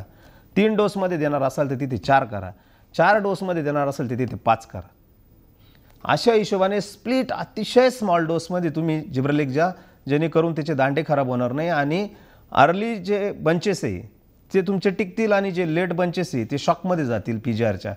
तर ही जी गोष्ट आहे ती गोष्ट तुम्ही खूप काळजीकाट्याने बघितली पाहिजे. PGR ॲप्लिकेशन जे आहे त्याच्यामध्ये आपण पहिलं PGR ॲप्लिकेशन करायला लागलो आता ते म्हणजे कॉटन बड स्टेजला. म्हणजे साधारणतः एकदमच छोटीशी अवस्था जिथे आपण कापसाळलेला डोळा म्हणतो तिथे आपण पहिल्यांदी CPP देतो आहे आता, ज्याचा पण स्ट्रक्चरवरती खूप चांगला परिणाम दिसतो आहे. त्याच्या सगळ्या ट्रायल्स आपण घेतलेल्या आहे आणि त्याचे खूप पॉझिटिव्ह रिझल्ट्स आपल्याला दिसायला लागलेले. त्याच्यानंतर पोंग्याच्या थोडीशी आधीची अवस्था आहे तिथे आपण शूट ग्रोथसाठी, लीफ ग्रोथसाठी तिथे CPP देतं. तर त्याही PGRच्या वेळेस इवन फुटवा आहे का नाही, त्याचं कॉन्सन्ट्रेशन काय असावं याच्यावरती पण काम करणं गरजेचं आहे. तिथे एक थोडंसं कारण की मध्यंतरी CPP त्या स्टेजला दिलं तर घड जिरतात वगैरे अशी थोडी एक चर्चा झाली होती मित्रांनो. पण ते असं काही घड जिरताना काही फारसं मला तरी कुठं दिसलं नाही. किंवा आपण अनिवन बागांमध्ये सुद्धा ते शिकार पंपाने खूप साऱ्या कॉन्सन्ट्रेशनच्या वेगवेगळ्या स्प्रे घेऊन बघितले. इवन नॉन PGR व्हरायटींवरती पण स्प्रे घेऊन बघितले.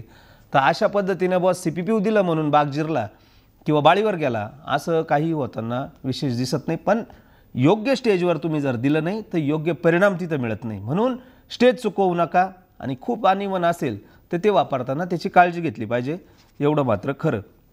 त्याच्यानंतर काही बागा ह्यावर्षी मी बघतोय की शूट ग्रोथ फार कमी होती आहे त्यांच्याकडे. तर तिथे देखील आपण PGRचा वापर करू शकता. एखादा CPPचं ॲप्लिकेशन जर आपण दिलं तर तिथे नक्कीच शूट ग्रोथला ते मदत करू शकतं. पण त्याच्यासाठी खाली तुम्ही पाणी नियोजन, खत नियोजन इतर सगळ्या गोष्टी अगोदर बघितल्या पाहिजे आणि त्या करूनही जर तुम्हाला शूट ग्रोथ मिळत नसेल तर मग तुम्ही मात्र CPPUचा उपयोग केला पाहिजे, तेही क्रॅकिंग स्टेजच्या आधी. तर त्याच्यामुळे शूट संख्या किती ठेवलेली आहे आणि त्याच्या आधारे मला शूट ग्रोथ मिळते का नाही हे सगळं बघून तुम्ही ठरवा की मी इथे PGRचा स्प्रे दिला पाहिजे का नाही. तर त्याच्यामुळे कोणीतरी देतंय आणि म्हणून आपण द्यावं, तर हे मला न पटणारा विषय. एक आणखी महत्त्वाचा विषय मला इथे घ्यायचा आहे, तो म्हणजे ज्या बागांमध्ये माल कमी आहे किंवा ज्या बागांमध्ये 3 जनरेशनमध्ये घड आहे, हा पहिला भाग झाला. किंवा ज्या लोकांकडे बागा कमी आहे म्हणजे कमी लागवडी आहे किंवा क्षेत्र कमी आहे, ज्यांच्याकडे 2 एकर 2.5 एकर 3 एकरच्या वर बागा नाही आहे, अशा लोकांनी डिपिंग करत असताना एक काळजी घेणं फार गरजेचं आहे. मला एक कळत नाही की बुवा काम पुरं करायचं हा एवढाच उद्देश ठेवून आपण द्राक्ष शेती करतो असं मला वाटतंय. आपल्याला खरंच नुकसान कमी करून घ्यायचं आहे का? आपल्याला खरंच 2 पैसे व्हावे असं वाटतंय का? असं जर तुम्हाला वाटत असेल तर मात्र तुम्हाला कामगती ठरवून घ्यावी लागेल. बुवा मी नुसती डिपिंग करून टाकली, ESS बोलवलं, स्प्रे मारून दिले, असं चालणार नाही. 3 जनरेशनमध्ये जर बाग फुटलेला असेल तर तुम्ही ESS किंवा हँड डिप नुसती सरसकट सगळी करून टाकली तर मला वाटतं अजिबातही त्याच्यामध्ये तुम्हाला फायदा होणार नाही. तिथे कुठेतरी तुमचं 5-25% नुकसान होऊन जाईल. तर ती काळजी जर तुम्हाला घ्यायची असेल तर त्याला एक पर्याय आहे. तो पर्याय असा आहे की 2 वेळा हँड डिप अशा बागांची केली पाहिजे. अशा बागांमध्ये ESS ॲप्लिकेशन केलं नाही पाहिजे किंवा जोपर्यंत लास्ट घड 5 mm प्लस होत नाही किंवा 6 mm होत नाही तोपर्यंत तिथे ESS वापरलं नाही पाहिजे. मग त्याला काय करू शकतो आपण? अशा बागांमध्ये आपण जे घड 5 mm झालेले 4 mm झालेले फक्त अशाच गाडांची डिपिंग करून घेतली पाहिजे. मग तो गड डीप करा माणसांना सांगून, आणि जो गड डीप झालेला आहे तो जो घड आपण बुडवला तो बुडवून झाला का त्याचा खालचा शेंडा मारून द्या.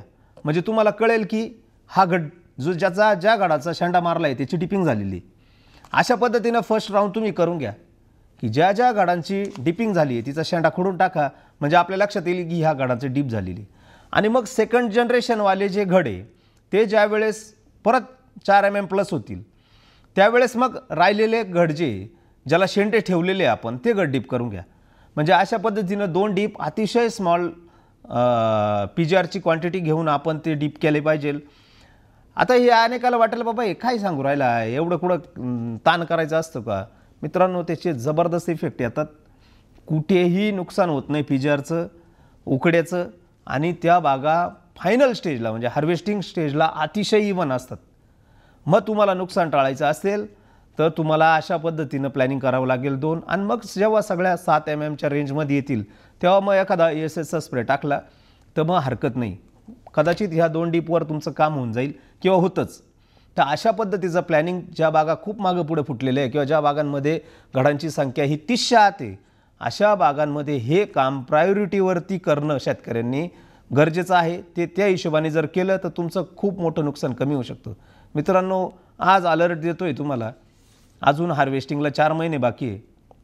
ह्या वर्षी जर उत्तम दर्जाची क्वालिटी नसेल तर तुम्हाला पैसे होऊच शकत नाही.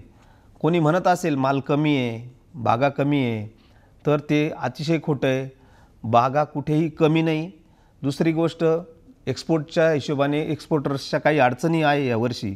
त्याच्यामुळे आपलं काम आहे की बाबा माझा माल एकदम बंधा रुपये आहे आणि मला अशा हिशोबाचे पैसे लागतील. असं जर तुम्हाला ठामपणे एक्सपोर्टरसमोर उभं राहायचं असेल तर त्याला एकमेव पर्याय ते म्हणजे अतिशय उच्च दर्जाची द्राक्षाची क्वालिटी, तिची खाण्याची चव, कुरकुरीतपणा, हे सगळं तुम्ही जोपर्यंत जपत नाही तोपर्यंत तुम्ही त्यांच्यासमोर 100% उभं राहू शकत नाही.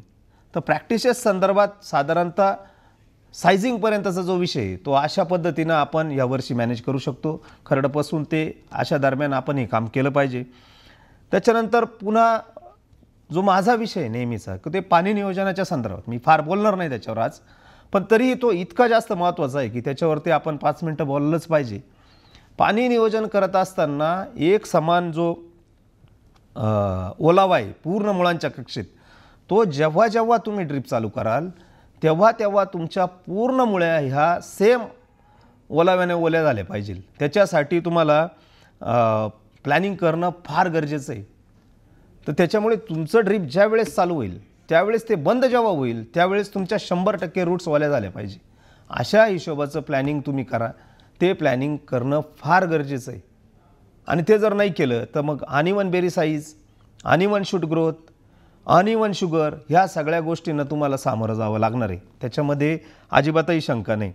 आणखी एक दुसरा प्रॅक्टिस बदलायच्या हिशोबाने आता मी बघतोय की लोक जस्ट कोणी भोद मारून देतं, कोणी मारत नाही.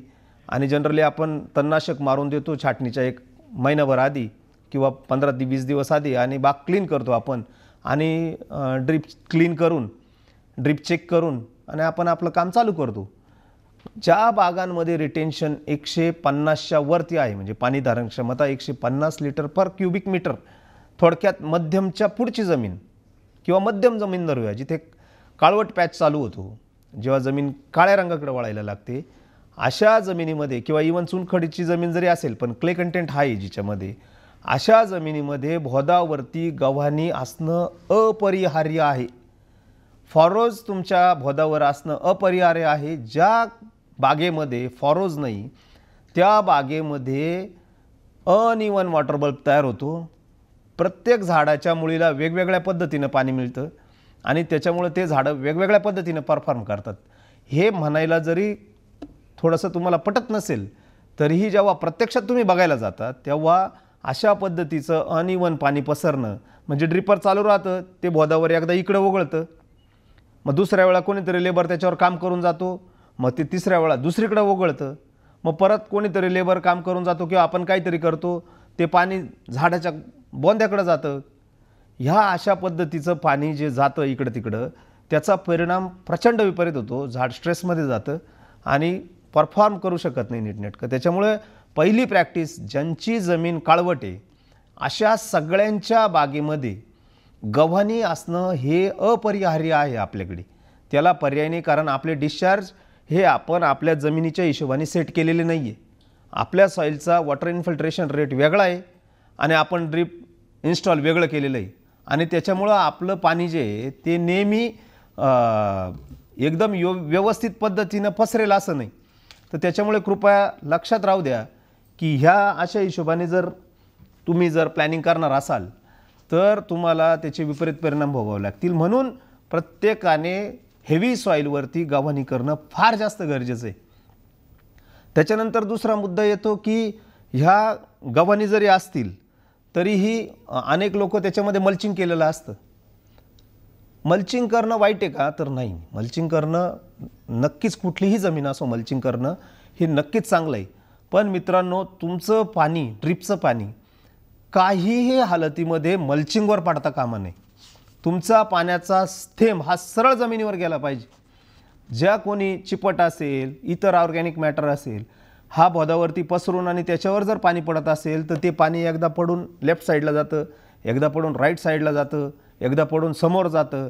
जसं जसं ते मल्चिंग हालेल किंवा जसं जसं वाऱ्याने ते पाणी पडेल मल्चिंगवरती त्यावेळेस प्रत्येक वेळी वेगवेगळा वॉटर बल्ब तयार होतो सॉईलमध्ये, वेगवेगळ्या पद्धतीने कॉलम फॉर्म होतात आणि त्याच्यामुळे मुळांना इवन ऑक्सिजन मिळत नाही, पाणी इवन सगळीकडे जात नाही. म्हणून मल्चिंग जरी असेल तरी किमान जिथे पाणी पडतंय ती जागा आपण ओपन केली पाहिजे आणि ड्रिपरचं पाणी सरळ जमिनीवर कसं पडेल याच्यासाठी महत्त्वाचं प्लॅनिंग आपण केलं पाहिजे. त्याच्याकडं अजिबात दुर्लक्ष करू नका. तो तुम्हाला, म्हणजे मी अनेकदा बघतो की पावसामध्ये नाही आपण उन्हाळ्यात मल्चिंग केलेलं आहे आणि मल्चिंग केलं आहे त्याच्यामुळं आमचा बाग पाणी कमी पिईल, तिथे ऑपरेशन लॉस होणार नाही. इतकी मोठी अंधश्रद्धा आहे. ज्या ज्या बागांमध्ये मल्चिंग होतं त्या बागांमध्ये पूर्ण पावसाळा तो भोत 100% कोरडा होता. ते पावसाचं पाणी सगळं मल्चिंगवरून ओघळून लगेच गल्लीमध्ये यायचं आणि गल्लीतून वाहून बाहेर जायचं आणि लोकांना वाटतं नाही नाही पाऊस चालू आहे, आपल्या बागाला पाण्याची काही गरज नाही. त्या भोदामध्ये अक्षरशः प्रचंड कोरडेपणा, इतका कोरडेपणा की रूट ड्राय झालेले पूर्ण. तर त्याच्यामुळे तुमच्या जमिनीवरती जर जमीन तुमची जाड असेल तर तिच्यावरती गव्हाणी फॉरो असणं फार गरजेचं आहे आणि मल्चिंग असेल तर ते मल्चिंग ड्रिपरच्या खालचं बाजूला करून आणि ते पाणी 100% जमिनीवर कसं पडेल याच्यासाठी आपल्याला काम करावं लागेल. म्हणून मग सेंद्रिय पदार्थांची जो चर्चा आहे ती खूप आपण चवीचवीनं करतो की नाही बाबा माझा ऑर्गॅनिक कार्बन असा आहे तसा आहे, म्हणजे ज्याचा 1च्या पुढे येतो तो एकदम खुशीत असतो, मला आता काहीतरी वेगळंच अचीव केलं आहे आपण. मित्रांनो, असं अजिबात नाही. द्राक्ष बाग ही 0.6 ऑर्गॅनिक कार्बनला अतिशय उत्कृष्ट परफॉर्म करते. त्याच्यामुळं खूप त्या सेंद्रिय पदार्थांच्या मागं लागलंच पाहिजे असं मला वाटत नाही. योग्य मात्रेत सेंद्रिय पदार्थ योग्य जमिनीमध्ये ॲप्लाय करणं हे एक समजदार द्राक्ष शेतकऱ्याचं काम आहे असं मी म्हणू शकतो. खूप त्याच्या मागे लावून तुम्हाला खूप काही अचीव होईल असं मला अजिबात वाटत नाही. त्याच्यातनं अनावश्यक खर्चच वाढेल आणि फायदा तितकासा होणार नाही असं मला वाटतं. त्यामुळे म्हणजे उद्या मेथीच्या भाजीला लागणार ऑर्गॅनिक कार्बन, पालकाच्या भाजीला लागणार ऑर्गॅनिक कार्बन, टोमॅटोच्या पिकाला लागणार ऑर्गॅनिक कार्बन आणि द्राक्षाला लागणार ऑर्गॅनिक कार्बन याची सेम मात्रा असण्याची काही गरज नाही. कारण तुम्ही 10 टन घ्यायला वर्ष लागतात आणि टोमॅटोमध्ये 10 टन घ्यायला तुम्हाला फक्त 3 महिने लागतात किंवा 4 महिने लागतात. म्हणजे कन्झम्पशन आहे जे न्यूट्रियंट्सचं ते दोन्ही पिकांचं कुठल्या कुठं वेगळं आहे. तर त्याच्यामुळं ती काळजी घेणं आपण फार गरजेचं आहे की किती ऑर्गॅनिक कार्बनला द्राक्ष व्यवस्थित परफॉर्म करू शकतात, त्या हिशोबाने आपण तिथे ॲप्लिकेशन केलं पाहिजे. आणखी एक खूप जिव्हाळ्याचा विषय असतो तो म्हणजे आपला जीवाणूंच्या ॲप्लिकेशनच्या संदर्भातला. तर म्हणजे आज योगायोगाने मी इथं आलो आणि मला लॅब बघायला मिळाली. म्हणजे मी अशी लॅब याच्या अगोदर मायक्रोबॅक्सची जी हैदराबादची लॅब आहे ती लॅब बघितली आणि त्याच्यानंतर जेव्हा मी आज आनंद ॲग्रोला आलो तर अतिशय अद्ययावत लॅब त्यांनी बनवलेली आहे. खूप साऱ्या नवीन इन्स्ट्रुमेंट्स, खूप साऱ्या नवीन टेक्निकनी ते कल्चर बनवतात, त्यांचे स्टेन सिलेक्ट करतात आणि त्या हिशोबाने ते मल्टिप्लिकेशन करतात, त्यांचं बॅचेस लावतात वेगवेगळ्या पद्धतीनं आणि त्या शेतकऱ्यांपर्यंत पोहोचवण्याचं काम करतात. नक्कीच खूप छान प्रोजेक्ट आहे, पाहण्यासारखा प्रोजेक्ट आहे आणि सगळ्यात महत्त्वाचं गुणवत्तापूर्ण प्रोडक्ट हे तुमच्या आमच्यापर्यंत पोहोचवण्याचं काम ते त्यांच्या लेवलवर करत असतात. पण हा झाला एक भाग. तुम्ही किती चांगल्या कंपनीचं बॅक्टेरिया आणले आणि ते जमिनीत सोडले म्हणजे झालं का काम? तर अजिबात नाही. मी अनेकदा बघतो की सगळ्या सॉईल इतक्या कॉम्पॅक्ट आणि इतक्या ड्राय झालेल्या असतात आणि इतक्या ॲनारोबिक कंडिशनला असतात त्या काय बॅक्टेरिया तिथं काम करणार आहे. बॅक्टेरियाला जगण्यासाठी पण एक आयडियल कंडिशन असावी लागते सॉईलमध्ये. तुम्ही कितीही चांगले बॅक्टेरिया सोडले आणि तिथे जर त्याला ग्रो होण्यासाठी आयडियल कंडिशन नसेल तर मित्रांनो तिथे बॅक्टेरिया तुमच्या काही कामाचे नाही आहे. तर त्याच्यामुळे जेव्हा तुम्ही अशा पद्धतीनं जीवाणूंचा वापर करताय किंवा जीवाणू खतांचा वापर करताय तुमच्या सॉईलमध्ये तेव्हा तुम्ही ही काळजी घेतली पाहिजे की ते नुसतं आणून उपयोग नाही, तुम्हाला जीवाणू सांभाळता आले पाहिजे. जीवाणू आणणं वेगळं आणि जीवाणू सातत्याने पूर्ण सीझनभर ते सांभाळणं, त्यांचं पोषण करणं ही एक फार मोठी वेगळी गोष्ट आहे. आणि त्या हिशोबाने आपण नक्कीच जरी आपण अशा पद्धतीने जीवाणूयुक्त खतांचा वापर करत असाल ते नक्कीच जमिनीसाठी फायद्याचे, हेही काही सांगण्याचा विषय नाही, परंतु ते सांभाळणं खूप जास्त गरजेचं आहे. जर योग्य स्वरूपाचा ऑक्सिजन तुमच्या सॉईलमध्ये नसेल तर निश्चितच जीवाणूंची योग्य ती वाढ आपल्याला मिळेल असं मला वाटत नाही. त्याच्यामुळं ती पण काळजी घ्या की आपण सेंद्रिय पदार्थ टाकतोय, आपण जीवाणू खतांचा वापर करतोय, ह्या सगळ्या गोष्टी एक बाजूला बरोबर आहे. पण त्याच्या पलीकडे जाऊन जर आयडियल कंडिशन आपल्या द्राक्षांच्या मुळांजवळ किंवा झाडाच्या मुळाजवळ जर नसेल तर ह्या सगळ्या गोष्टी मग निरर्थक होऊन जातात. मग मी म्हणतो की मी हे केलं, मी ते केलं, मी एवढे खतं टाकले, मी इतका खर्च केला आणि मग माझ्याकडे इफेक्ट का नाही किंवा मग तिकडे काय इफेक्ट नाही. कदाचित तुझ्याकडे प्रोडक्ट चुकीचा आला असेल, कदाचित तुझी जमीनच त्या हिशोबाने डेव्हलप नसेल की तिथे ते ग्रो होतील. तर त्याच्यामुळे ती पण काळजी घ्या की जेव्हा तुम्ही एखादी गोष्ट जमिनीत देताय, मग ती अगदी अन्नद्रव्य असतील तर इतर सगळ्या गोष्टी, तिथे तुम्हाला आदर्श स्थिती ठेवल्याशिवाय त्याचा उपयोग झाडाला करून घेता येत नाही. त्याच्यामुळं आदर्श स्थिती कशी राहील याच्यासाठी आपण परिणामकारक काम आपल्या शेतात आपल्या जमिनीमध्ये करणं खूप जास्त गरजेचं आहे. त्याच्यानंतर कामगतीमध्ये खूप सारे बदल अपेक्षित आहे आपल्याला. त्याच्यामध्ये पहिला बदल आहे तो म्हणजे लेबर ट्रेनिंग. मित्रांनो, जेव्हा लेबरचा विषय येतो तेव्हा पहिली गोष्ट येते समोर ती म्हणजे का बा नाही बा आपण कितीही काही सांगा, माणसं काय ऐकती नाही, लेबर काय ऐकती नाही. मित्रांनो, ही अशा पद्धतीची पळवाट तुम्ही कोणाकोणाला सांगणार आहे आणि त्याच्यापासून जे तोटे होणार आहे त्याला जबाबदार शेवटी आपण असणार आहे आणि ते आपल्यापर्यंत येणार आहे. म्हणजे मी ह्या वर्षीचं जेव्हा कॅल्क्युलेशन केलं, जेव्हा सीझन स्टार्ट झाला, म्हणजे 2020 आणि 2021, म्हणजे आपण ऑक्टोबर धरूया, ह्या 2 वर्षामध्ये म्हणजे ह्या दोन सीझनच्या महिन्यांमध्ये, म्हणजे 20 ऑक्टोबर आणि 21 ऑक्टोबर, ह्या एका वर्षामध्ये लेबर कॉस्ट किमान 30% वाढली. म्हणजे एवढ्या मोठ्या प्रमाणावरती लेबर कॉस्ट याच्या आधी कधीच वाढली नाही. म्हणजे एका वर्षात 30% ही वाढ किंवा 25% तरी ही वाढ मी पहिल्यांदाच बघतोय. मी पण 20 वर्ष द्राक्ष शेतीमध्ये आहे. म्हणजे 100 रुपये रोज होता तो 120 झाला. 120चा ते व्हायला त्याला 3 वर्ष लागली. मग 3 वर्षानंतर तो 150 झाला. पुढच्या 3 वर्षानंतर तो 180 झाला. नंतर तो 200 झाला. समजा आत्ताच्या काळामध्ये 2020पर्यंत तो 200 होता. जे आपल्याकडे रोजाने येणारे किंवा नियमित येणारे जे लेबर होते त्यांचा. पण तोच रोज काही ठिकाणी 250, 280, 300 झाला आता.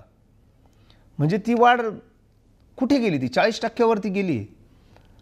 मग जर अशी अवस्था असेल आणि तुमचा जर 1 लाखापासून तर 1,30,000पर्यंत जर फक्त एका एकराचा जर कॉस्टिंग जात असेल ह्या वर्षी, तर तुम्हाला तुमचे लेबर ट्रेनिंग करणं आणि कमी वेळेमध्ये त्यांच्याकडून काम करून घेणं हे खूप जास्त गरजेचं आहे. म्हणजे आम्हाला रॉड्रिगो नेहमी सांगतो एक गोष्ट ती, की त्याचं म्हणणं आहे की जगभरामध्ये एखादी गोष्ट एखादी जर ठिकाणी घडत असेल तर त्याचा सरळ इम्पॅक्ट दुसऱ्या ठिकाणी होत असतो आणि ती सायकल असते, ती कोणीच बदलू शकत नाही.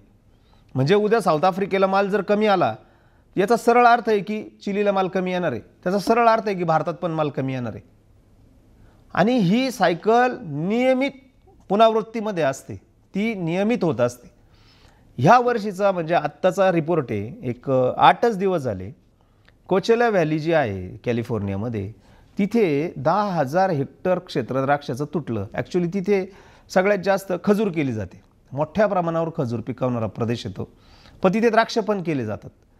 ह्या कोचेला व्हॅलीमध्ये 10,000 हेक्टर द्राक्ष तुटले आणि त्याचं सगळ्यात मुख्य कारण होतं ते म्हणजे तिथल्या शेतकऱ्यांना ते लेबर आता परवडतच नाही. $5 प्रति तासाच्या हिशोबाने तिथे लेबर मिळतोय त्यांना.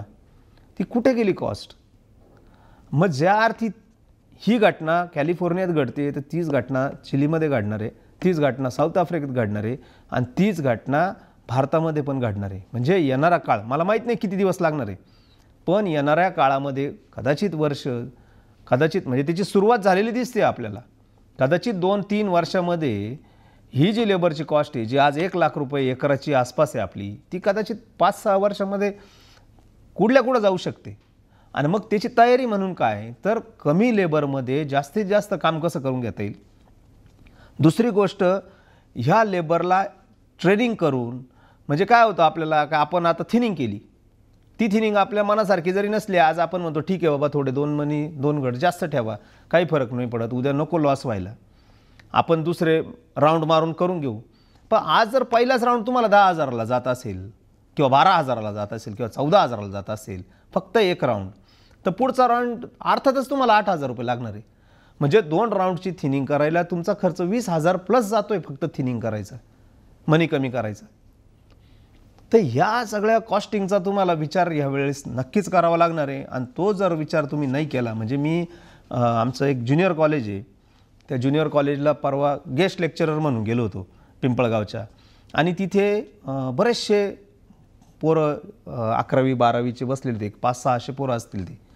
त्या पोरांना मी हेच सांगत होतो की बाबांना तुम्ही जर 7,000-8,000 रुपये महिन्यानी तुम्ही एका दुकानामध्ये काम करताय, त्या दुकानामध्ये 8 वाजेपासून तर तुम्ही संध्याकाळी 8पर्यंत काम करताय, म्हणजे 12 तास तुम्ही 8,000मध्ये खुशीने तिथे काम करताय. आणि शेतीत काम करायचं म्हटलं की तुम्हाला 10,000-12,000 15,000 देऊन सुद्धा तुमची तयारी नाही. म्हणजे तुम्ही नेमकं करताय काय? शेवटी कुठलाही व्यवसाय, बिझनेस, करिअर हे कशासाठी असतं, तर तुम्हाला शेवटी काहीतरी त्यातनं 2 पैसे मिळतील आणि आपण पुढं जाईल अशा हिशोबानेच आपण काम करत असतो. तर मी त्यांना अक्षरशः आवाहन केलं की मला असं अपेक्षित आहे की बाबा तुम्ही सगळ्यांनी द्राक्ष शेतीमध्ये एक ट्रेन लेबर म्हणून जरी तुम्ही आले, तर तुम्ही इतर कुठल्याही इतर कामांपेक्षा खूप जास्त पैसे त्याच्यामधनं कमवू शकता आणि खूप चांगलं काम ॲज अ इंडस्ट्री म्हणून तिथे उभं राहू शकतं. अशा हिशोबाची चर्चा मोठ्या प्रमाणावर घडून आणली आणि त्या पोरांनासुद्धा ते पटलं. तू उगाच बघ कुठेतरी काम करायपेक्षा जर चांगली टीम तयार झाली, जर आपण अशा पद्धतीचं जर काम देऊ शकलो तर निश्चित ज्यांना ज्यांना शक्य होईल त्यांनी ते काम द्यावं किंवा ते काम तशा पद्धतीनं करून घ्यावं. आणि ट्रेन लेबर, शिकलेला लेबर, जेव्हा ग्रॅज्युएट लेबर तुमच्याकडे येईल तेव्हा तो त्या क्वालिटीचं काम पण करेल आणि खूप कमी वेळात पण ते करेल. तर त्याच्यामुळं ह्या सगळ्या गोष्टींचा विचार तुम्हाला आम्हाला नक्कीच करावा लागेल. खूप साऱ्या प्रॅक्टिसेस अशा आहेत द्राक्ष शेतीमध्ये ज्या अनावश्यक आहे. मग त्या अनावश्यक आहे म्हणजे त्या काय फक्त होतात असं नाही, त्याच्याबरोबर त्या खर्च पण घेऊन येतात.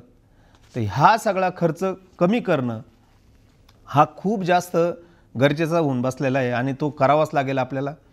त्याच्यानंतर आणखी एक विषय असतो महत्त्वाचा, तो म्हणजे अन्नद्रव्य व्यवस्थापनामध्ये, की अन्नद्रव्य व्यवस्थापनामध्ये म्हणजे मी आज कालच बघत होतो की अनेक लोक जे ते बोरॉन असेल, मँगनीज असेल किंवा इतर मॉलिब्डेनम असेल, ह्या अशा औषधांचा वापर अक्षरशः पंगावस्थेमध्ये करताय. म्हणजे आपण, मला तर वाटतं की केमिस्ट्रीची, ॲग्रोनॉमीची चेष्टा करतोय अक्षरशः, की बोरॉनचं नक्की काम काय, ते कशासाठी वापरलं जातं. अशी औषधं जर तुम्ही पोंग्यात वापरणार असाल तर तुम्ही किती टॉक्सिक लेवलला पहिल्याच फेजमध्ये झाडाला घेऊन जाताय. जे बोरॉन अक्षरशः प्रचंड टॉक्सिक होतं इतक्याशा स्प्रेने, म्हणजे अर्धा ग्रॅमच्या स्प्रेने जर 500-600 प्रति झाडपानं असतील तरी टॉक्सिक होऊ शकतं ते. तेव्हा तुम्ही एवढ्याशा शूटवर जेव्हा अर्धा ग्रॅमने स्प्रे करत असाल तेव्हा ते काय लेवलला टॉक्सिक होत असेल झाडात. असं एकच औषध नाही, असे किंवा एकच न्यूट्रियंट नाही, असे खूप सारे न्यूट्रियंट्स आपण अनावश्यक पद्धतीनं स्प्रे करतो. ज्याचा फायदा होत असेल तर मला कदाचित आनंद झाला असता, पण त्याचा फायदा होत नाही. अतिशय अर्ली स्टेजला झाड इम्बॅलन्समध्ये निघून जातं, असमतोल होतो त्याच्यामध्ये आणि तो असमतोल पुढे खूप काळ पुरतो आपल्याला. तर त्याच्यामुळे एवढ्याशा स्टेजमध्ये जर तुम्ही न्यूट्रिएंट स्प्रे करत असाल आणि तिथे जर तो कदाचित असमतोल करत असेल तर मित्रांनो कुठेतरी आता विचार करायची वेळ आली. ह्या हिशोबाने जर तुम्ही प्रॅक्टिस करत असाल, ह्या हिशोबाने तुमचं कामगती असेल तर ती कामगती नक्कीच आपल्याला त्रासदायक ठरणार आहे.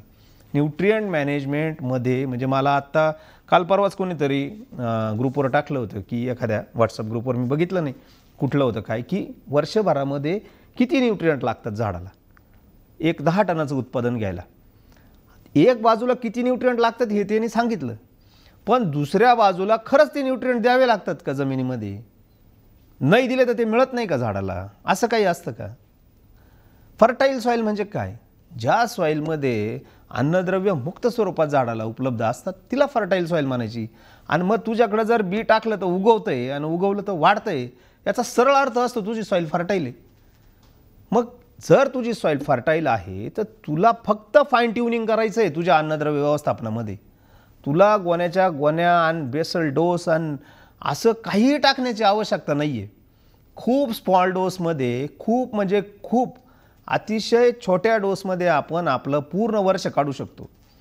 आणि हे करायचं असेल, मी पुन्हा तेच सांगतो की तुम्हाला सॉईल टेस्टिंग, पाणी टेस्टिंग आणि तुमचं पानदेट परीक्षण करणं फार गरजेचं आहे. मित्रांनो, इतकं कॉस्टिंग वाढलं आहे अन्नद्रव्यांचं, इतके महाग झाले खतं की, आणि म्हणजे मी तर खरंच म्हणेल की मी मागे एकदा कुठेतरी बोललो होतो की PGR आणि अन्नद्रव्य हे इतके महाग झाले पाहिजे ना की आणायला सुद्धा घाम फुटला पाहिजे असा. कारण तिची इतकी अत्यल्प गरज आहे आणि आपण इतके बेसुमार आणि बेहिसाब वापरतोय ती की त्याला काही लिमिट नाही. किमान ते महाग झाले म्हणून तरी कमी वापरले जातील आणि तुमची सॉईल खराब होण्यापासून वाचेल. तर ह्या सगळ्या म्हणजे हे थोडं अतिरेकी विधान होतं आहे, पण नाईलाज आहे, तसं बोलावं लागतं आहे. तुम्ही जर त्या हिशोबाने जर प्लॅनिंग नाही केलं आणि तुम्ही त्या हिशोबाने जर नाही वागले तर तुमची सॉईल एका बाजूला खराब होईल, तो तर भाग वेगळाच. पण द्राक्ष शेती परवडण्याची जी झाली आहे ती आणखी जास्त गर्तेत घेऊन जाईल काही लोकांना आणि त्याचा विपरीत परिणाम म्हणून ओव्हरऑल इंडस्ट्रीमध्ये मोठ्या प्रमाणावरती नुकसान होईल. म्हणून हा सगळा विचार जो आहे तो विचार तुम्हाला करणं गरजेचं आहे. शेवटच्या मुद्द्यावरती मी येतोय आता. तो म्हणजे द्राक्षाच्या मार्केटिंगचा मुद्दा. द्राक्षाच्या मार्केटिंगचा विषयसुद्धा खूप आपण कोरोना काळात बघितलं, बऱ्याच जणांनी स्वतः मार्केटिंगचा प्रयत्न केला, त्याचे खूप चांगले परिणाम पण बघायला मिळाले. पण मित्रांनो, मार्केटिंग हा मार्केटिंगचा भाग झाला. माझं अजूनही मत आहे की द्राक्ष खाण्यायोग्य नाही, हाच आपला सगळ्यात मोठा प्रॉब्लेम आहे. मी गेल्या 10-12 दिवसामध्ये एक 2-3 अशा मीटिंगला जाणं झालं की जिथे जनरल बरेचसे लोक म्हणजे उपस्थित होते तिथे. आणि सगळेजण, नाही भाऊ मार्केटिंग खूप मोठं चॅलेंज आहे, मार्केटिंगमध्ये आपल्याला काम करावं लागेल, मार्केटिंगमध्ये आपल्याला खर्च करावे लागतील, ब्रँडिंग करावं लागेल, हे सगळं ते बोलतात. आणि बोलायचं झालं का शेवटी म्हणतात साला आपल्या द्राक्षाला चवच नाही, आपले द्राक्ष खाण्यायोग्यच नाही, आपले द्राक्ष आपणच खात नाही. अहो, तुमचे द्राक्ष जर तुम्ही खात नसाल तर पैसे देऊन तुमचे द्राक्ष कोण खाईल? साधा सिंपल विषय. तुम्ही कितीही ब्रँडिंग केलं आणि त्या ब्रँडिंग करत असताना त्याच्यामध्ये जर ती वस्तू त्या दर्जाची नसेल तर तुमच्या ब्रँडिंगला अर्थ राहतो कुठे? तुमच्या मार्केटिंगला अर्थ राहतो कुठे? तर त्याच्यामुळे ह्या वर्षी प्रत्येकाने, म्हणजे मला अक्षरशः सांगलीवरून आत्तापर्यंत कमीत कमी 4 ते 5 फोन झाले आणि त्यांनी सांगितलं, दादा पैसे नाही झाले तरी चालणार यावर्षी, पण आम्ही 12 टनाच्या वर लोड घेणार नाही यावर्षी. सांगलीतून खूप जास्त फोन मला आले. इवन आमच्याकडं तर आम्ही, म्हणजे मी तर चांगलं बोलतच नाही, लोड काढणारा म्हटला की मी त्याच्याशी कधीच आयुष्यात चांगलं बोललो नाही, कधीच नाही. मी त्याच्याकडं वाकडंच पाहिलं असेल आणि मी त्याला वाईट साईटच बोललो असेल काहीतरी. ज्यांनी मला 14, 15, 18 टनाच्या गोष्टी सांगितल्या ना, मी त्याच्याकडं कधीच चांगलं पाहिलं नाही. आणि मला आनंद आहे की आता खऱ्या अर्थाने ती जनजागृती, ह्या अशा पद्धतीचे कुठेतरी हवेतले बोलणे किंवा अशा पद्धतीच्या ज्या सगळ्या चर्चा आहे त्या ॲटलिस्ट पब्लिक करायला लागली ना. आता ते म्हणायला लागले की नाही दादा, आम्हाला नाही घ्यायचं, ते जास्तीचं उत्पन्न नको, आम्ही 10 टन करणार, 12 टन करणार, त्याच्या आतच आम्ही राहणार, आम्ही गोड द्राक्ष बनवणार आणि आमचे द्राक्ष 100% खाण्यायोग्य राहतील, भले आम्हाला 2 पैसे कमी झाले तरी चालतील त्या टनेजचे. तर किमान ॲटलिस्ट त्या लेवलवर येऊन आता नवीन शेतकरी जे, तरुण शेतकरी जे ते चर्चा करायला लागले किंवा जुने शेतकरी पण त्या मुद्द्यावरती आता एकमत व्हायला लागले त्यांचं की नाही, आपल्याला एका लिमिटवर जाऊन आपल्याला अतिरेकी टनेज आता नको, भलेही 2 पैसे थोडेसे कमी झाले तरी चालतील, पण आपण सुखासमाधानाने ते खाऊ घालूया. आणि जो कोणी ते खाईल त्यालाही ते खाताना समाधान वाटेल आणि त्याला पैसे दिल्याचं कुठेतरी समाधान मिळेल की नाही बाबा, आपण योग्य प्रॉडक्टला पैसे घालवले आपले आज. तर त्याच्यामुळे हा सगळा विचार, हा सगळा बदल तुम्हाला आम्हाला करणं क्रमप्राप्त आहे. तो जर बदल आपण नाही केला तर जे बदल करणार नाही त्यांना इंडस्ट्री ह्या इंडस्ट्रीमधून बाहेर ढकलून देईल, त्याला पर्याय राहणार नाही. उद्या तुम्ही कोणावरही दोषारोप करू शकत नाही, याचे दोषी तुम्हीच. तुम्ही जर स्वतःत बदल केला नाही, तुम्ही जर अशा पद्धतीनं हवेत राहिले तर तो दोष तुमचा आहे. तुम्ही याच्या त्याच्यावरती तो दोष देऊ शकत नाही आणि मग परत याच्या त्याच्यावरती ढकलणार आणि आम्हाला अशा सुविधा मिळत नाही, आम्हाला सबसिडी मिळत नाही, आम्हाला हे मिळत नाही, आम्हाला ते मिळत नाही, अशा पद्धतीचे कारणं तुम्हाला द्यावी लागतील. आणि जो कारणं देतो तो कधीही यशस्वी होत नाही. त्याच्यामुळं उगाचच कारणं देऊ नका. आपल्या मर्यादा ओळखा, आपली कामाची पद्धत ओळखा आणि त्या हिशोबाने आपण जर प्लॅनिंग केलं तर मला वाटतं अजून 1 वर्ष फक्त दम धरायची बात आहे. 2022 नंतर किंवा 23 नंतर नक्कीच द्राक्षाचा काळ हा पुन्हा उज्ज्वल असेल, याच्यामध्ये मला अजिबात शंका वाटत नाही. तर मला आज या ठिकाणी बोलण्याची संधी मिळाली, आपल्याशी पुन्हा एकदा हितगुज करण्याची संधी मिळाली, त्याबद्दल हेमाडे सर, त्यांची टीम, पूर्ण आनंद ॲग्रो केअर यांचे मी पुन्हा आभार मानतो. आणि निश्चितच वारंवार अशा पद्धतीनं आपण परत भेटत राहू आणि आपल्या द्राक्ष शेतीमध्ये निश्चित आपण अपेक्षित बदल करत राहू असं मला वाटतं. धन्यवाद. शेतकरी बंधूंनो, दादांनी अतिशय महत्त्वाची आणि अगदी सोप्या भाषेत आपल्याला माहिती दिली आहे. तर आपल्याच शेतकरी बंधूंचे काही महत्त्वाचे प्रश्न आहेत, त्या प्रश्नांविषयी आपण दादांकडनं आपण मार्गदर्शन घेऊ. तर दादा, एक पहिला प्रश्न आहे, त्यांचं भालचंद्र मोरे म्हणून आहेत, त्यांचं म्हणणं आहे की मी इथ्रेल वापरलं होतं, मला 100% त्याचे रिझल्ट्स पण मिळाले, पण बाग मागे पुढे फुटली आणि घड पण जिरले, तर नेमकं त्याचं काय कारण असेल, हा त्यांचा प्रश्न आहे. हा जो प्रश्न आहे, तर हा प्रश्न खूप साऱ्या लोकांच्या मनामध्ये. तर पहिली गोष्ट तर आपल्या बागेमध्ये घडनिर्मिती झाली की नव्हती किंवा ती कशा पद्धतीची सुदृढ होती हा एक भाग असतो त्यात. आणि मी मगाच सांगितलं का डॉर्मॅक्स ॲप्लिकेशनमध्ये किंवा हायड्रोजन सायनामाइड ॲप्लिकेशनमध्ये आपल्याला अजून खूप सारं काम करणं गरजेचं आहे.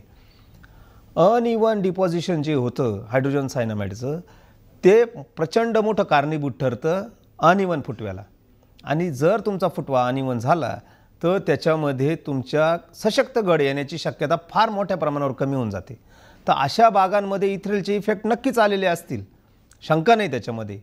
तरीही त्या बागांमध्ये सुदृढ घड येतील असं नाही. त्याच्यामुळे पुढच्या वर्षीपासून आपल्याला जे काय हायड्रोजन सायनामाइडचं ॲप्लिकेशन आहे आणि मुख्य डोळांची संख्या, मी जसं मग म्हटलं की बडलोड तुमचा किती आहे आणि त्या बडलोडला स्प्राउटिंग करण्यासाठी लागणारी एनर्जी तुमच्या झाडामध्ये आहे की नाही, आणि ती एनर्जी असेल आणि त्याच्यानंतर तुमचं जर हायड्रोजन सायनामाइडचं ॲप्लिकेशन एकदम इवन झालेलं असेल सगळ्या डोळांना तर निश्चित फुटवा चांगला होतो.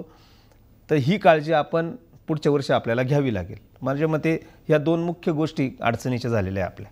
ओके. आणि त्याच्यामध्ये सॅच्युरेशन ह्या इतर गोष्टी आहेच, पण त्याचं प्रमाण नक्कीच कमी आहे. ह्या दोन महत्त्वाच्या गोष्टी वाटतात मला.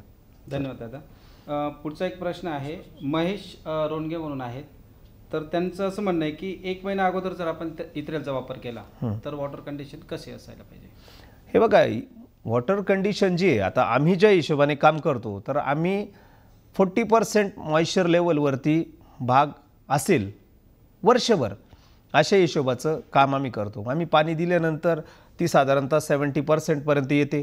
त्याच्यानंतर पाणी घ्यायला सुरुवात करतं झाड आणि 40% आलं मॉइश्चर की आम्ही परत पाणी देतो बागेला. तर हा जो ओलावा आहे 40%चा, हा ओलावा तुम्हाला सदा सर्वदा पूर्ण वर्षभर टिकवणं गरजेचं आहे किंवा त्या लेवलला 40 ते 70 अशा पद्धतीचा 30%च्या मध्ये तो ठेवणं गरजेचं आहे. इथ्रेल मारलं म्हणून मी पाणी कमी करू किंवा इथ्रेल मारायचं आहे म्हणून पाणी देऊन मग इथ्रेल मारू अशा हिशोबाचं कामच नसतं. पाणी नियोजन हा पाणी नियोजनाच्या हिशोबाने एकदम वेगळा पार्ट आहे. तो त्याच्या हिशोबानेच रन करत राहा. आणि इकडं तुमचे जे वरती करायचे कामं जे इथ्रेल ॲप्लिकेशन असेल, जिब्रेलिक ॲप्लिकेशन असेल, तुमची छाटणी असेल, हे तुमचे कामं तुमच्या हिशोबाने चालू द्या. त्याच्याशी कुठेही संबंध जोडण्याची आवश्यकता अजिबात नाही. पुढचा एक प्रश्न आहे आपल्याच याच्यामधून आजच्या याच्यामध्ये की त्यांचं म्हणणं आहे की बाबा प्लांट न्यूट अपटेकला जर काही इश्यू येत असेल आणि ज्यावेळेस आपण ऑक्टोबर छाटणीला ह्युमिक ॲसिड किंवा सॉइल कंडिशनरचा वापर करतो तर त्याच्याविषयी त्यांनी थोडी माहिती विचारली आपल्याला. हे बघा, ह्युमिक ॲसिड सॉइल कंडिशनर तर काय प्रकार आहे मला नाही माहिती. म्हणजे तो लिटरली माझ्या अजून तरी मी त्याच्यावरती फार काम नाही केलेलं. त्याच्यामध्ये नक्की काय वापरलं जातं सॉइल कंडिशनर म्हणून तर ते मला फारसं माहिती नाही. ह्युमिक ॲसिड जर चांगल्या क्वालिटीचा असेल आपल्याकडे, पोटॅशियम ह्युमेट, तर निश्चितच ते ॲज अ ऑर्गॅनिक मॅटर म्हणून फक्त तुम्हाला काम करेल किंवा त्या हिशोबाने ते मदत करेल.